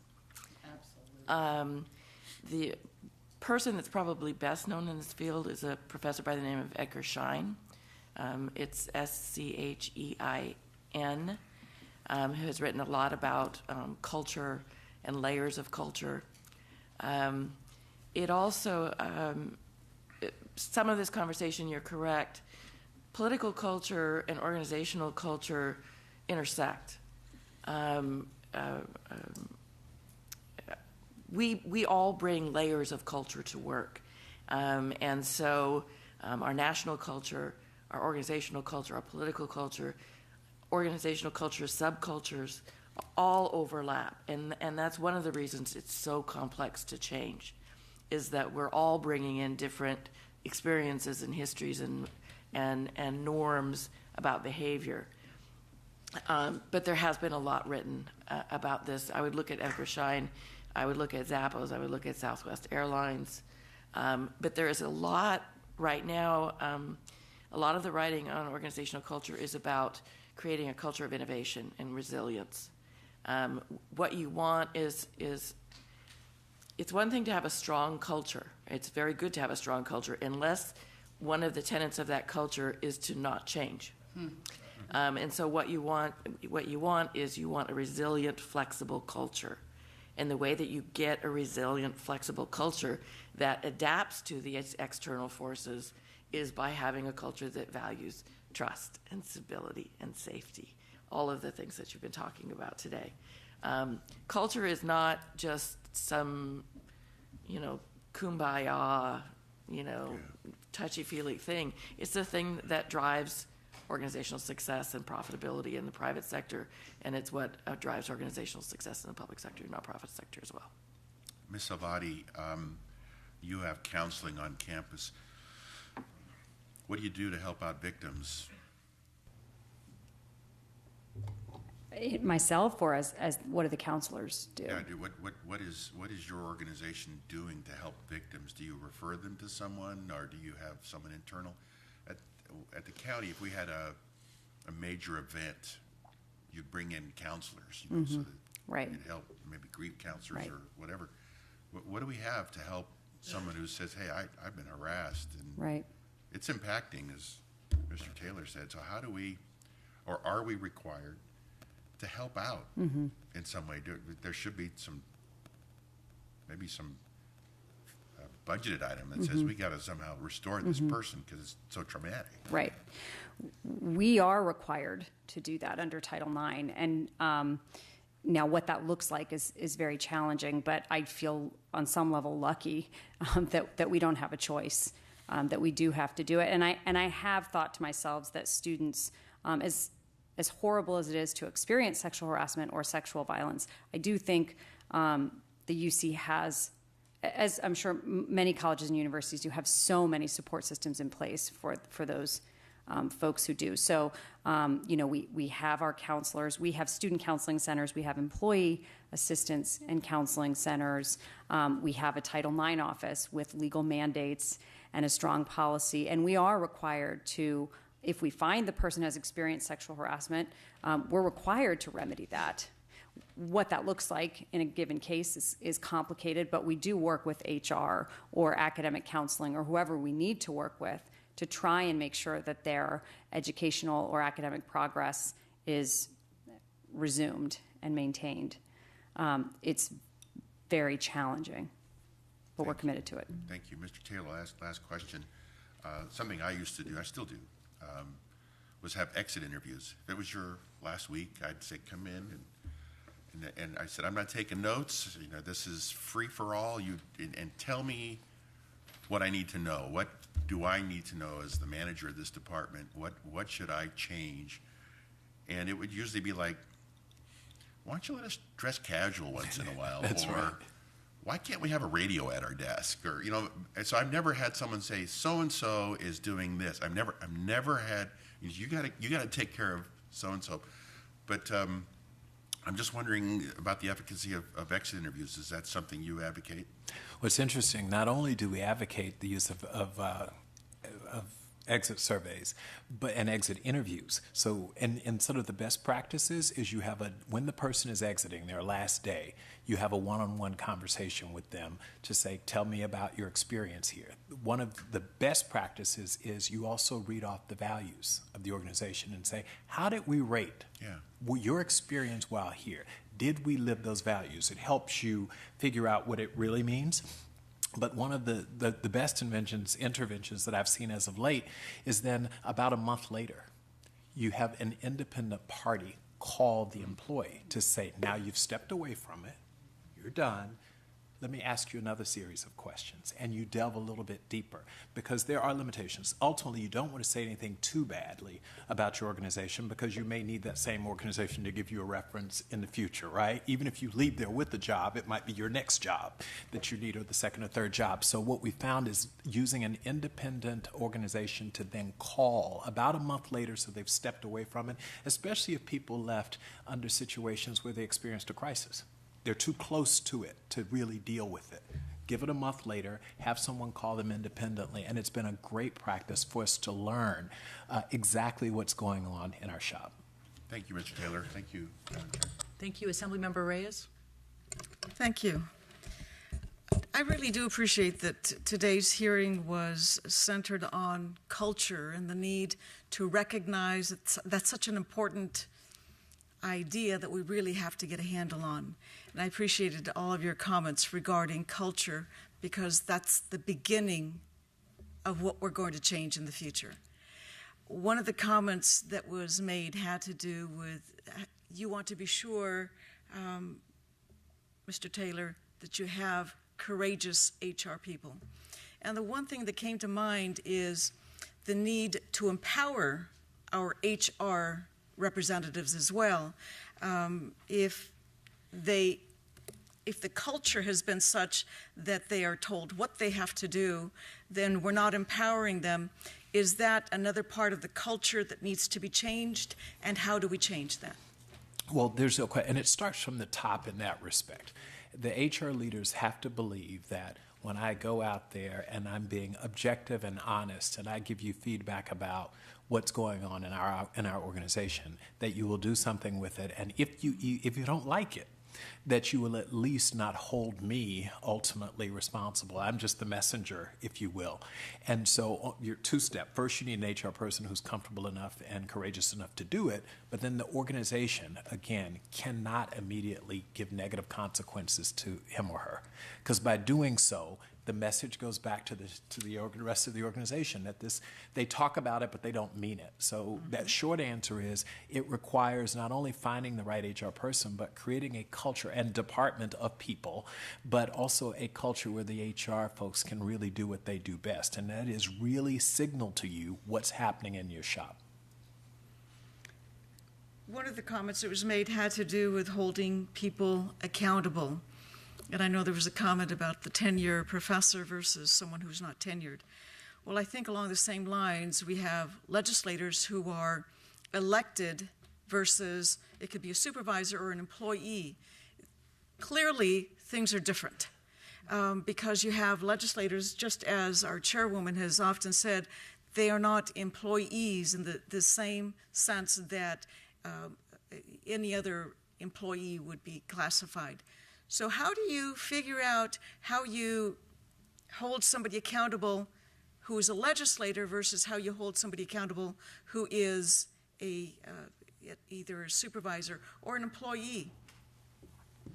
That's a good question, and I want to remember that in both instances there are good reasons why a legislator or a tenured professor can't be terminated like that. For political protection, right, and academic freedom. So there are good reasons for it. I think it's been really important, again, to start to tie it to the mission, right? So to ensure that to start talking to our faculty about why we're here, what their purpose at being at UC is, and it's to educate.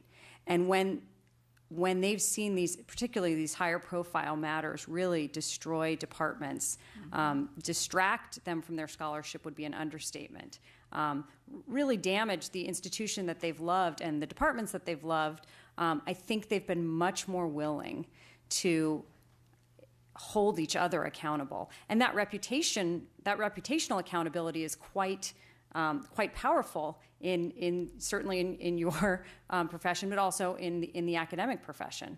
On some level, a faculty member who's found responsible for sexual harassment pays a price probably much greater than a corporate employee because it's out there, and it's public information, and a university is going to be very hesitant to take on that faculty member or even publish their work if their reputation's been damaged in that way.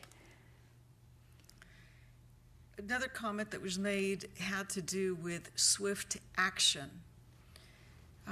When a report is received, in order to change behavior, there has to be swift action so that you know that the discipline or the reaction is in response to what was reported. How do we balance that with due process?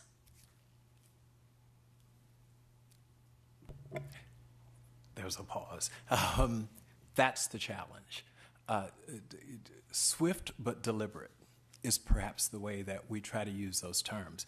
In haste will make waste, and we are dealing with people's lives on both sides of this situation. And so there's a process that says we want to move across, but I'll give you a classic example. All of us in the HR world, frankly, and I think a lot of people in non-HR world, with the Matt Lauer situation.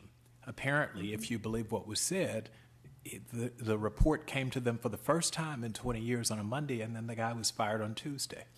No one thought that that was overly swift. That's the point. Even if the end result was what it was, and we believe that was the right result, the idea that you could conduct any semblance of a real investigation as an HR professional in less than 24 hours and make a decision. You can make a decision to suspend, which is a different decision than a full-out termination decision, because everyone's looking there thinking about, my gosh, and I'm going to go so far, you liken it a little bit to what you see in the criminal justice world. Even when we see someone commit a crime, it's on video, blah, blah, blah, we still have a process by which we determine if that person was, what we really saw is what we saw, and what are the mitigating circumstances and factors, and then we make the right level of punishment or discipline.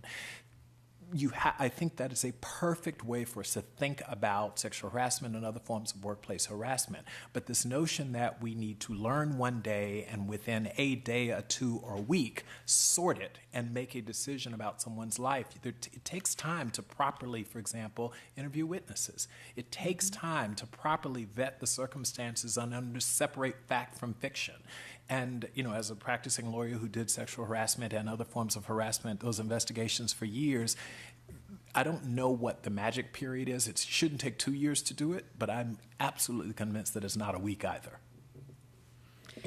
Would you say that part of that has to do with the relationship between a supervisor, assuming that it's an employee, yes, the relationship between the supervisor and the employee has now, well, no, that's not a good example. Let's go to legislators. Let's go to exactly what we're talking about. Yes. If you have a legislator who has been accused, if the relationship between the legislator and that legislator's supervisor is a good relationship where the supervisor says, or here, the speaker, this is the situation, I think this is where you should go, whether it's to resign or whatever. Is that relationship important in this sort of a Yeah, I think so. It's fundamentally founded in trust. And we talked earlier about sort of the distinction. I think you have two options here, one of which is not a real option. One is expulsion and one is suspension.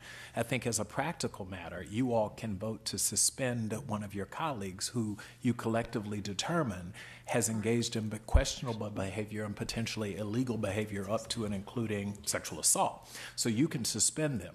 I don't know over time, I don't know what the history is in California, but if you've ever used the expulsion option, and that, again, is when you go back to people judging you by what you do and not what you say, I think suspension is interesting temporarily, and I know there are tons of hurdles, and I didn't mean to mischaracterize your comments about, it's just that if you have expulsion as an option and you've never used it, then is it really an option? And are people to believe that you're serious about it if you've never used it? It's the same, that's the point I'm trying to make, is that yes, you're different. And every company I've gone to and worked with in my life has says, we're unique. Everything's unique. There are no two organizations that are the same. But if we say zero tolerance, then we can't start putting in differentiated sort of standards. If someone engages in behavior that brings harm to people, then your HR function, you as leaders, have to take action. Appropriately swift. Could I just add to, in talking about accountability, it's important to remember that you don't want to just shine the light on complaints and investigations. You also want to hold people accountable for doing the right thing. And so you want the conversation not just to be about what has gone wrong, but highlighting examples where people can be held accountable for doing the right thing. And that way, that's much more effective in terms of changing people's behavior than talking about, well, there was this investigation, the rumor mill starts, what happened, was enough done, to also talk about what went right. My last question, Madam Chair. When we talk about reporting, we're talking about the life of a victim. At what point do we allow the victim to direct reporting?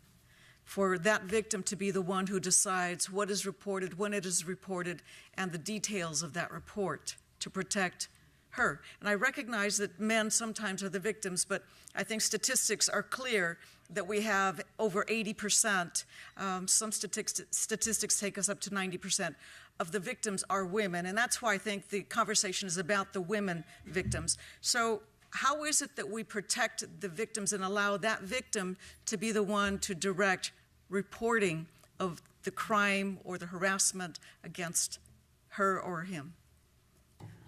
Well, I think that's why it's really important to have sort of a confidential space where they can go to get information and make choices. At a certain point, it's hard because if the institution knows, we could be held accountable for not doing something about it, right? So you can't have a victim come in, you can't gather 10 reports against a certain person and then say, well, I'm still just going to let each victim decide how this goes, because at a certain point the institution has to say, no, we need to do something. But for the most part, I think you do want to try and respect the victim's wishes, certainly while balancing safety. So I think if someone knows that if they did come forward, it's not automatically going to the nuclear reaction, that there could be smaller things. If someone could come forward and say, this is making me uncomfortable, I don't want a full-blown investigation and finding, I'd like my cubicle moved. We try to do that, and then think about what, if anything else, we can and should do while respecting that person's wishes. Thank you. Thank you. Before I go to Mr. Daly, I just want to make a comment, which is that if expulsion hasn't been used, the other option is not that it's because we're not serious. It's also maybe it's just not the right tool. So we need to be open to that as well. It may be that it may never be used because it's just not the right instrument. Mr. Daly. Thank you, Madam Chair. So, we are a state of laws, and we have laws that are on the books right now, and we are lawmakers. And one of the things that I find interesting about coming to the legislature after serving in local government for a long time and having to deal with the laws that these bodies pass. I came to the legislature, and when I came as a legislator, I hired my staff, and I have my district offices, and so I had an employee who I was trying to educate on how I wanted things done, and so anyway, it didn't work out. Our relationship didn't work out, and I'm an employer for my home business. I'm a farmer. I have employees too, so I have to abide by the labor laws that are the laws of California. And workers have tons of rights, and there's lots of reasons for all these laws, and I understand all that. But when I came to the legislature, after coming out of local government, I did all the same things I did at the local level, which was I encouraged the person, gave them in writing all these things that I needed to do to try to improve the ability for them to work. And it didn't work out, so I had to let that person go. So I turned in the paperwork to our the Rules Committee and said, I'm going to have to let this person go. And they said, oh, Mr. Daly, you don't, it's different here at the state level. You don't have to build a case. They're at-will employees. And something that I found very frustrating as a person who has to abide by all the laws in employment at my home business, that the legislature has exempted themselves from the laws they pass. So let me give you an example. We are able to work a 20-hour day here without giving our employees a break. Now, I'm not able to do that at home because I'm in violation of labor laws that we pass. And so, I often say to my colleagues, if you had to live by the laws you pass, you wouldn't pass some of those laws because they're very difficult to live by. But we've exempted ourselves, and so we have a culture here that says we are above the law because we don't even abide by the own laws that we pass. And we don't treat our employees the same as I have to treat my employees at home. And I think that culture is, when we talk about this culture, there's a culture that we're better than even our own laws, that we don't have to abide by our own laws. And that puts a paradigm in place. So, going forward, we are going to set this culture. That's really what we're talking about here today. If I'm grasping everything I've been heard, this body is grappling with what is the culture of this legislative body going to look like in the future for California. In your opinion, do you think that we should abide by the laws that we pass so that there's a base for the employee to know that, hey, at least I have these laws on my side to start with? Because right now, if you work for this state legislature, we have exempted ourselves from the laws, the labor laws that we've passed as a state.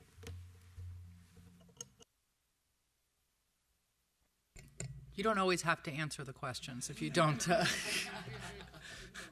Yeah, well, I'm from out of state, so I'll take a shot at it.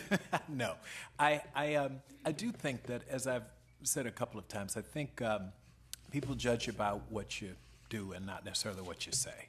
And that is the standard. And one of the things that there is a little bit of a disconnect with is that you have this law that applies here and not in others. But to be fair, there are different circumstances for different rules for different circumstances. So frankly, from my perspective, what I would do is, to the extent there is a difference, if there is a legitimate reason for exempting you from a particular law, then you should go to great lengths to explain why. Because if it's purely because we do think we're above the law, then that's a problem. You're absolutely right, and it bleeds into everything else, and that's why you will have some of the problems that you have in workplace harassment generally. But if there is a really compelling reason for why, there are reasons why your rules are different than other rules, then you just explain it. And that's part of the culture, is explaining it to people so they buy into it. So before I go to Senator Bates, it made me think of a question. This is a difficult question because it's going to come out of left field. So some people have suggested that the solution to this is to allow the employees that were more of our workforce to unionize. And I'm wondering if you've examined cultures that function under unions and ones that don't, and if you think that, and this is really an unfair question, you don't have to answer it, but if you've seen those kinds of differences based on those kinds of structures. Not really. One of the largest, if you recall, class actions at the time was the Mitsubishi Motor Sales of America case, the big class action where women were underpaid systematically and not promoted, et cetera, and they had a unionized environment. So I think, I don't know that unions will solve for the problem, because it really does speak to what is the culture in this organization. And it sounds like a broken record, but that doesn't solve for it. And people who, believe me, there's sexual harassment in unionized environments. I've seen it quite a bit, right? Okay, are there any further questions before we move to the next speaker? Okay, and actually, Mr. Taylor, I'm going to ask you to stay if you don't mind, because we're going to talk about working with outside groups, and you represent an outside group, so you might as well just sit up there in case there's more questions. And thank you, other panelists. This was really fascinating and extremely helpful. Thank you very much. And I'll ask Mr. Griffin from the National Conference of State Legislators to come up and present. And this panel is about moving forward with partners. So I'm going to just ask Mr. Taylor to stay in case, since they could be partners of us, in case anybody has questions based on the testimony we hear. Thank you. There we go. Am I on? Yep, there we go. So my name is Jonathan Griffin. I work for NCSL's Center for Legislative Strengthening. Been at NCSL for about 8 years, and prior to that I worked in the Florida House of Representatives. I'd like to thank Chairwoman Friedman and Chairwoman Mitchell for having me, and all the rest of the members of the committee as well. I just want to say, coming on late, that was such a fascinating discussion. As someone who cares very much about the legislative institution, that's kind of our goal within NCSL. It's great to see so many people committed to improving the legislative institution. Because we've been at this for a while, I want to be respectful of everyone's time. Just provide some brief review of what we've done and what we're planning on doing going forward, then open up the group to, or open up the conversation to everyone. So NCSL began updating our resources regarding sexual harassment policies and training and just within the legislature in early 2017. We produced a 2-page legis brief that I think you have in the back of your packet on the topic in July. And then in October of 2017, we held a seminar on human resource management with the grateful participation of SHRM and sponsorship. And as you can imagine, in October of 2017, sexual harassment training and policies were hot topics throughout the meeting. As a response to this interest, we sent a survey on sexual harassment policies and training to legislative HR professionals in all 50 states. We received responses from 25 state legislatures and an additional 11 legislative chambers, including roughly 30 examples of legislative sexual harassment policies. Using those responses, along with consultation from experts in the area, we were able to create some recommendations about what a good sexual harassment policy should have and what good training should entail. I'm not sure. I sent in a kind of memo late last night. I'm not sure if it made it to everybody. But I can kind of go over the broad strokes of it. As we've talked about at length today, there's no silver bullet approach to pick to solving this problem. There's no panacea. Policies are just one part of a comprehensive sexual harassment prevention strategy. As we've heard today, the culture of your legislature, along with high quality and thoughtful training, are equally as important. But sexual harassment policies do provide two huge benefits to an organization. First, they show the employees that their leadership takes the matter seriously and have put thought into curbing the behavior by crafting a policy that serves their employees' needs. Of the 30 policies we received, each one was uniquely crafted to fit their legislative environment. There was no cookie cutter or uniform policy throughout the 30. Secondly, and most importantly, where sexual harassment policies really set a tone is they provide a clear path for a person who believes they have suffered harassment to make their claim. Clarity in the process is paramount here. A good policy should provide examples of inappropriate conduct. It should include multiple contacts for a harassment victim to report a claim, including making sure that they understand that the EEOC and the state's Human Rights Commission can also receive those claims if they feel like leadership, they don't have a voice. It should provide an explanation of the investigation process, so going into it, they have expectations about the brevity and the confidentiality and how long the process should take. And it should outline potential discipline for the accused. Often we hear that people don't make complaints because they are afraid of someone losing their job. In the alternative, you will hear people who are upset by making a complaint that it didn't result in that. Making clear that there are a number of possible outcomes helps encourage people to report more. It also needs to provide a clear statement prohibiting retaliation. As far as training goes, one thing, again, they differed greatly in quality, but almost all states responded that at minimum training was annual and mandatory. But after consulting with NCSL's trainers and experts and reviewing our surveys, we have the following recommendations as well. The most important of all, again, is that much like changing the culture of a legislature, training is at its most effective when the leadership is fully engaged and supportive of the training. It sends a message to everyone else that they would like to see this done and that they're on board and a receptive member of the community. It's also important that trainers incorporate legislative specific examples. As all of you know, you're not a legislator from 8 a.m. to 5 p.m. You're a legislator at midnight. You're a legislator at 10 p.m. You're always representing yourself. And so that interaction with the public, that interactions in the evening, those should also need to be accounted for. People need to fully understand how that works. To that note, it's also sometimes important to separate staff and legislators from training because of the unique power dynamics and the uniqueness of the jobs. So that was what we came across in October. It won't shock you to hear that most of these policies were already outdated by the time 2018 came around. So far, we're aware of 11 states that have implemented or introduced new policies, chamber rules or ethics rules, and I expect mostly all, if not all, states to be reviewing their policies as sessions keep on coming in. Most of the changes of these actually are minor so far. They usually just clarify procedures already in place. For example, New Mexico changed a general reporting language to have specific reporting for if it's a staff member who's feeling harassed, a legislator, or even a third party like a lobbyist. In addition to those policies, we're actually seeing an unprecedented amount of legislation as well. Typically, there would be hardly any legislation as this is handled through policies and internal procedures.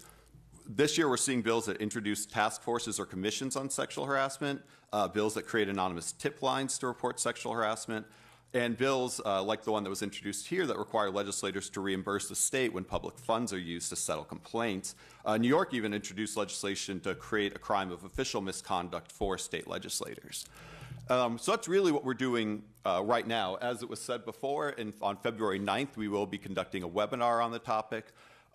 We are also currently coordinating training that will take in part the recommendations that we have and try to better serve our membership through training. And really, at this point, I just want to open it up to everyone else about going forward and what we can do to better serve the California legislature going forward in this topic. Thank you. And Ms. Bates, I'm sorry I didn't have a chance to ask you if you had a question from the last. Yeah, we had a long list for right from the get-go. It's kind of like Jeopardy where people are pushing the button. Yeah. Well, mine will be very quick. It's kind of an interesting situation that we had in the county when I served with John, and we had a number of harassment complaints from our community regarding treatment by law enforcement. So rather than elevate those to a police commission and all of that, we were seeking other ways to bring reconciliation to the situation and created a police community reconciliation program in which the individual who felt they'd been harassed and these, approach things that would be very detrimental to a law enforcement officer's career. They voluntarily participated, the law enforcement people did. So the question is there a place in the tools that we will have as we go forward that a reconciliation process could work when you have this power base? Because it would be hard for, say, I'm a staffer to a legislator and I feel I've been harassed sexually or any other way. I report it, and then I have to ask if that individual will sit down with me and we can work through our problems. I mean, that really adjusts the power relationship. But it worked with law enforcement. So can it work here, and have you ever used that? Unofficially, and in some cases officially, that's been the role of HR. That's exactly what happens if you envision. So once you get to the EEOC or a third party, you're now in full dispute mode. But ideally what should happen if you have the right HR function is Assemblywoman Bates, Assembly or Senator? Senator Bates, I want to make sure I get it right, I'm sorry. But Senator Bates' ledge director comes in and says, I feel like I'm being harassed in the workplace, and brings that to an HR function that is capable and competent and all of that good stuff. Ideally, because sometimes that person's definition of harassment, maybe, the layperson's definition of harassment is not always the legal harassment. I was with the senator on a trip, and she needed X that morning, and she asked me to go out and get it. And I felt harassed by that. And so we oftentimes, by the HR function putting the two parties in the room, will realize that it is either it's miscommunication, misunderstanding, multi-generational conversations, because the way that we talk is not the way a 21-year-old talks. And so a lot of that is at play. There's some real power dynamics there. We have found that HR can actually serve in that official reconciliation role. And if we work well through this, we keep both talent. It's not an either or. That's the problem when you get into the real adversarial kind of, someone has to win and someone has to lose. And God forbid you've gotten a lawyer involved as one, because they don't make money if you two just reconcile. That's not the end goal. The end goal is you need to lose so that I can get my third or whatever. I know California has different, contingency rules, but therein lies the problem. Is once it's gone external and adversarial, you have your ability to manage it, not control it, because the word control suggests that you're trying to hide it. It's not. It's just sometimes the parties have missed each other in passing, and there's a problem there. And when you deal with it, you can save both talent. So long answer, I've seen that work. We don't call it reconciliation programs because you have Title VII and other legal requirements, and sometimes the EEOC says you can't work around our process. But I think the opportunity, and we've seen it work, is a strong HR function will generally get you to that pretty quickly. And I'd just like to add, the state of Oregon actually in their legislature has a very strong informal complaint process. And again, I think this leads to, there's kind of a general idea that most of the time when you make a complaint, you're not asking for a result, you just want the behavior to stop. And as long as you have an HR community that feels empowered to do so, that should always be an option. And there are some states that have actually put that into their policy to make sure that people are aware, again, that this doesn't dictate a result. There's a lot of ways to handle a complaint.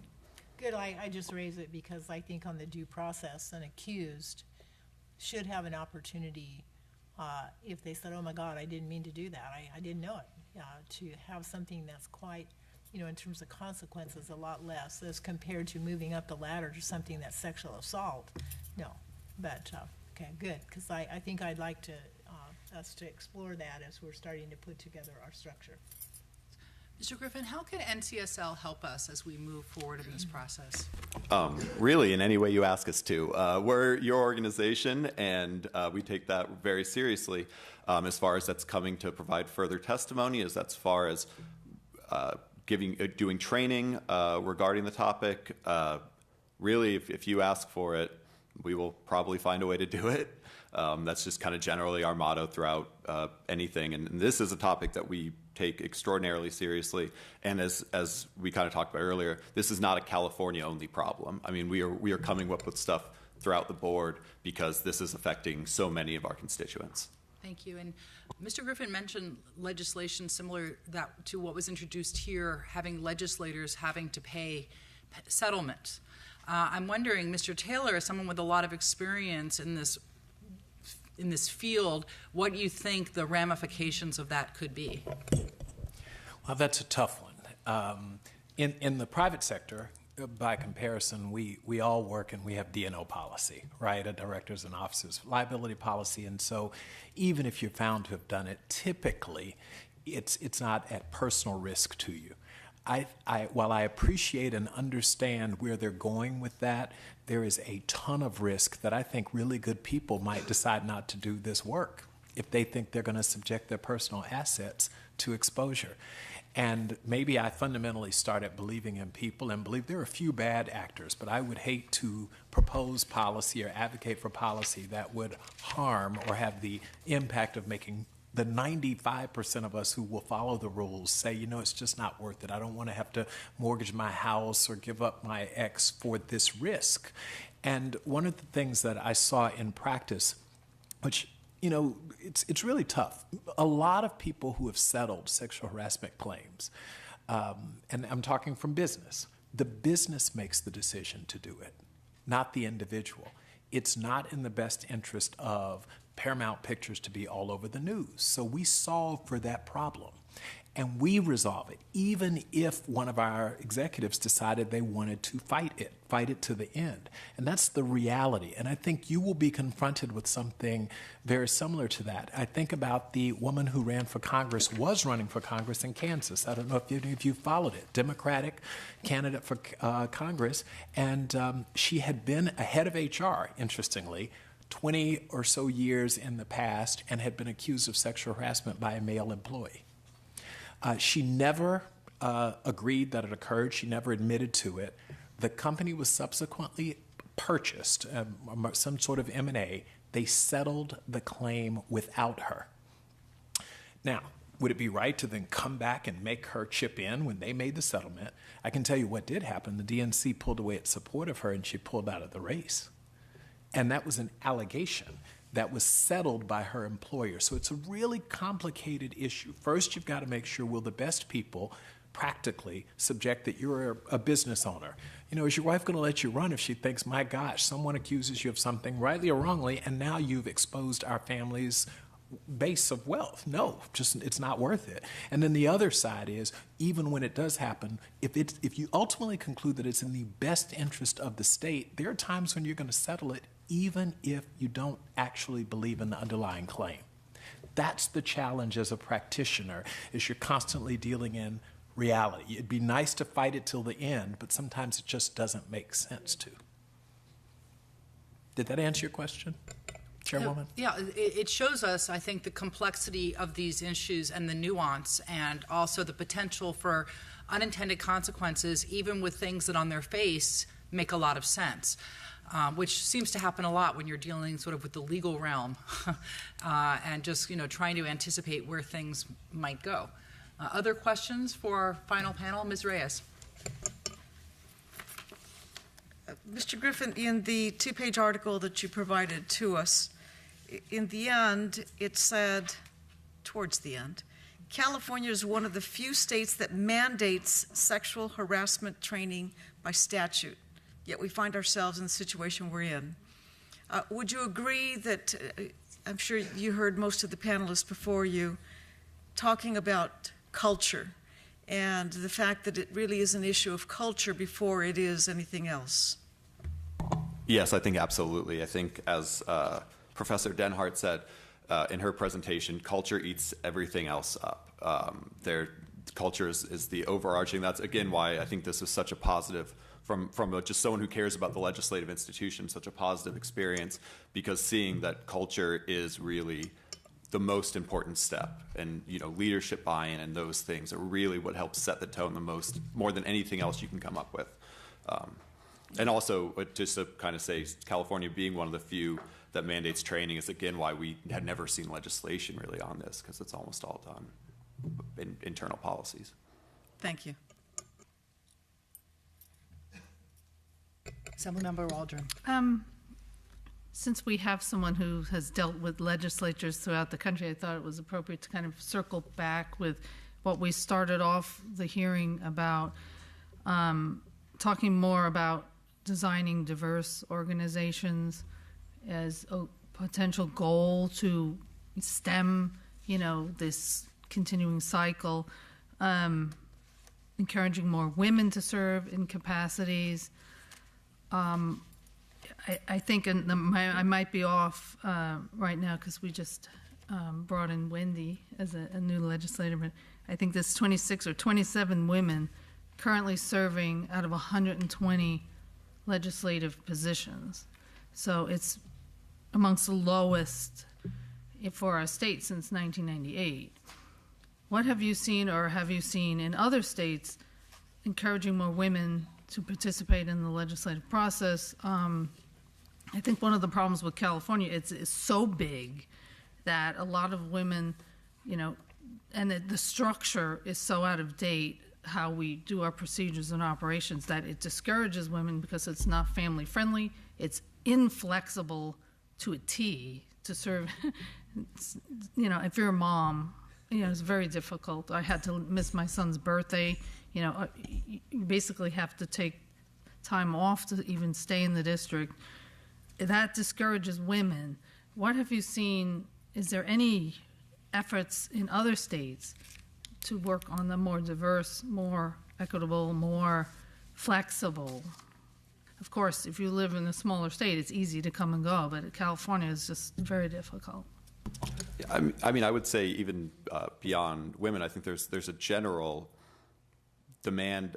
Legislatures don't match the demographics of virtually any state, in religion, in race, in gender, across the board. But ultimately, beyond encouragement, I mean, the voters are who elects the people, and the people, outside of very few circumstances, you don't get selected to be a legislator. You know, you run, and so while there's encouragement, there's only so much that can really happen on that side. And I think it's really a state specific. I mean, it's who the state decides to kind of back in an election. If they back more, or, you know, if the Democratic Party or the Republican Party decides to back their candidates, then you see something differently. But there's only so much that can really be done.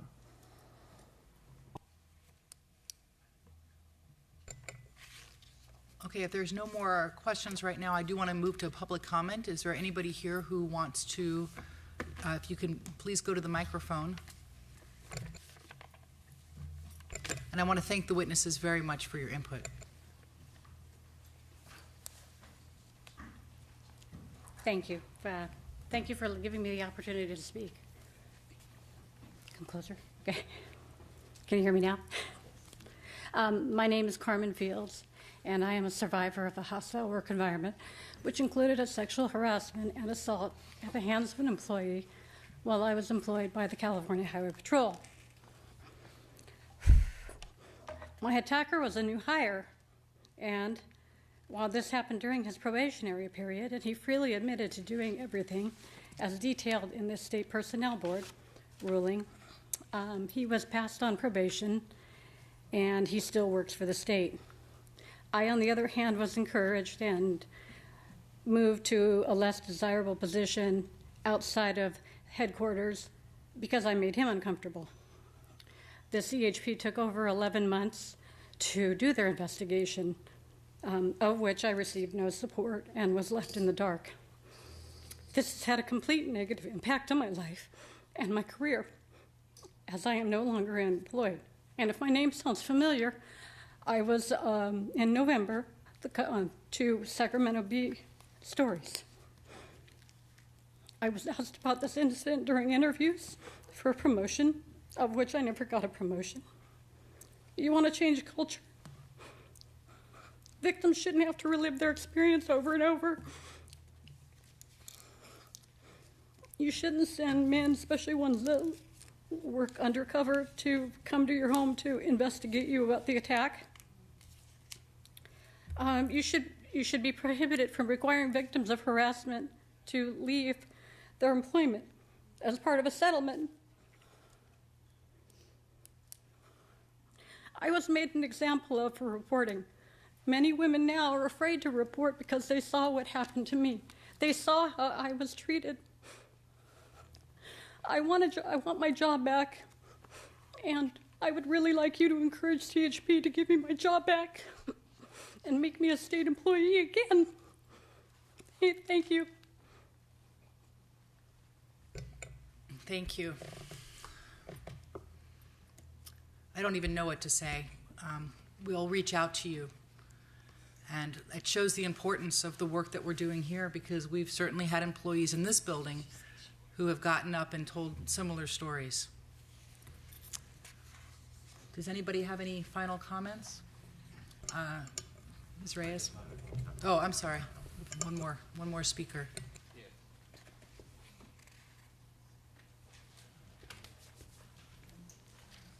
Good afternoon. My name is Otis Jackson. I don't have any prepared comments for today. I wish I had been able to get on the agenda. This has been a very thoughtful and open-minded forum where you've learned a lot of information. What I'd like to say is that I worked in California state government for quite a few years. I've been trained as a instructor and facilitator in sexual harassment prevention. It's very technicalized work. It's very specific. There are roles, duties, responsibilities that are laid out for all level of a hierarchy in an organization to be followed. There are supposed to be protections in place to protect the accuser, the person that presents the allegation, and there are procedures in place to protect the individual that the allegations have been made about. The duty to respond is a duty to respond at the lowest responsible level to keep the liability and the civility of the work environment, government, nonprofit organization, business in a civilized and a legal manner. I got interested in this particular forum because I was in Southern California on 210, and I heard an interview by Assemblywoman Garcia. So I pulled over and called her office because I think I have something to contribute to this situation. I think I have something to contribute to the situation. I came up and met with her briefly on Monday, and she recommended staying over for the public comment period. I want to talk to the legislative process, the chairman of the Rules Committee, about training legislative staff. I think legislative staff can be trained on a regional basis. The quality of the training is essential. One of the intricate aspects and one of the comparative discussions about training is that it's not effective. You have to have it, but it's not effective. Well, one thing, and I'm going to be brief here, but one of the things about it, the AB 1825 standard for training for the 2-hour period became a proliferation of videos. So the proliferation of videos only gave you a time away from your desk where you could go and you could see something. You were probably on the way into that training to see the video, and you didn't want to hear what they had to say because there are people that talk about these things in a giddy kind of way. We know that. But you talk about the training, it has to be on site, it has to be immersive, it has to be role playing. It's got to be very specific to talk about the liability that the individual and the organization has, because there are new laws and standards that give courts the opportunity to give 75, 25, 50, 50, or some level of liability. And your personal resources can become challenged. But more importantly, the business organization and the nonprofit, their business takes a very bad hit in the public and financially.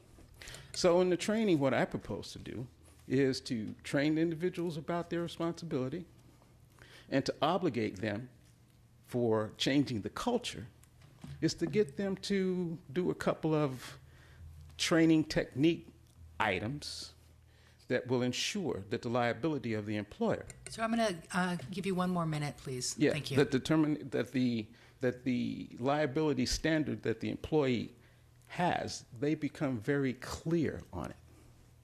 And with that, later I'd be happy to come back to Sacramento, talk to the group, prepare some direct comments. I have a tentative training outline that will accomplish all those things that you asked questions about earlier today, that you heard the negatives associated with the sexual harassment prevention training. I have that. And I'm certified by the state of California Department of Transportation. Thank you. Thank you very much, sir. With that, does anybody have any final comments to end the day? Ms. Reyes? Leave my plan with you. There's somebody else who wants to do. Okay, we have 1 more speaker, and I'm going to ask anybody else who wants to speak to please get up and get in line now. Otherwise, this will be the final speaker. In 2 minutes, please. Okay, thank you very much. I feel a lot more optimistic after hearing all of this discussed than I did when I came in.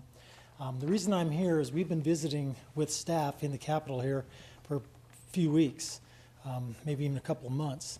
And we've had a specific law that we're trying to have put on the books. I'm sorry, can you state your name for the record, please? My name is Roger Bentley, and what we've been trying to advocate for is an adjustment in clergy-mandated reporting.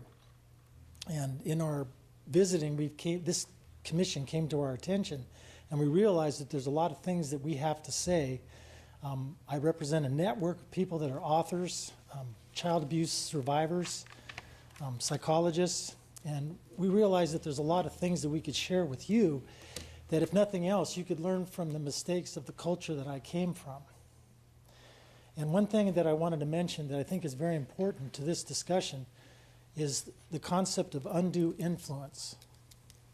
Now, I've seen undue influence in just the brief amount of time that I've been here visiting. It's the R word, it's religion, and people are afraid to take that on. But what I want to tell you, and I wasn't even going to bring that up, but what I want to tell you is that the culture is affected by the way that religious leaders are being treated. If you make an exception for a clergyman or a priest who is abusing children, that's going to affect your culture. So I'd like to have the opportunity to go into detail with you on this at a future time. I've given Alf Brandt my contact information. I'm just going to conclude that I'm aware personally of people that are suffering a great deal because of the exceptions that are made to clergy and people in positions of power.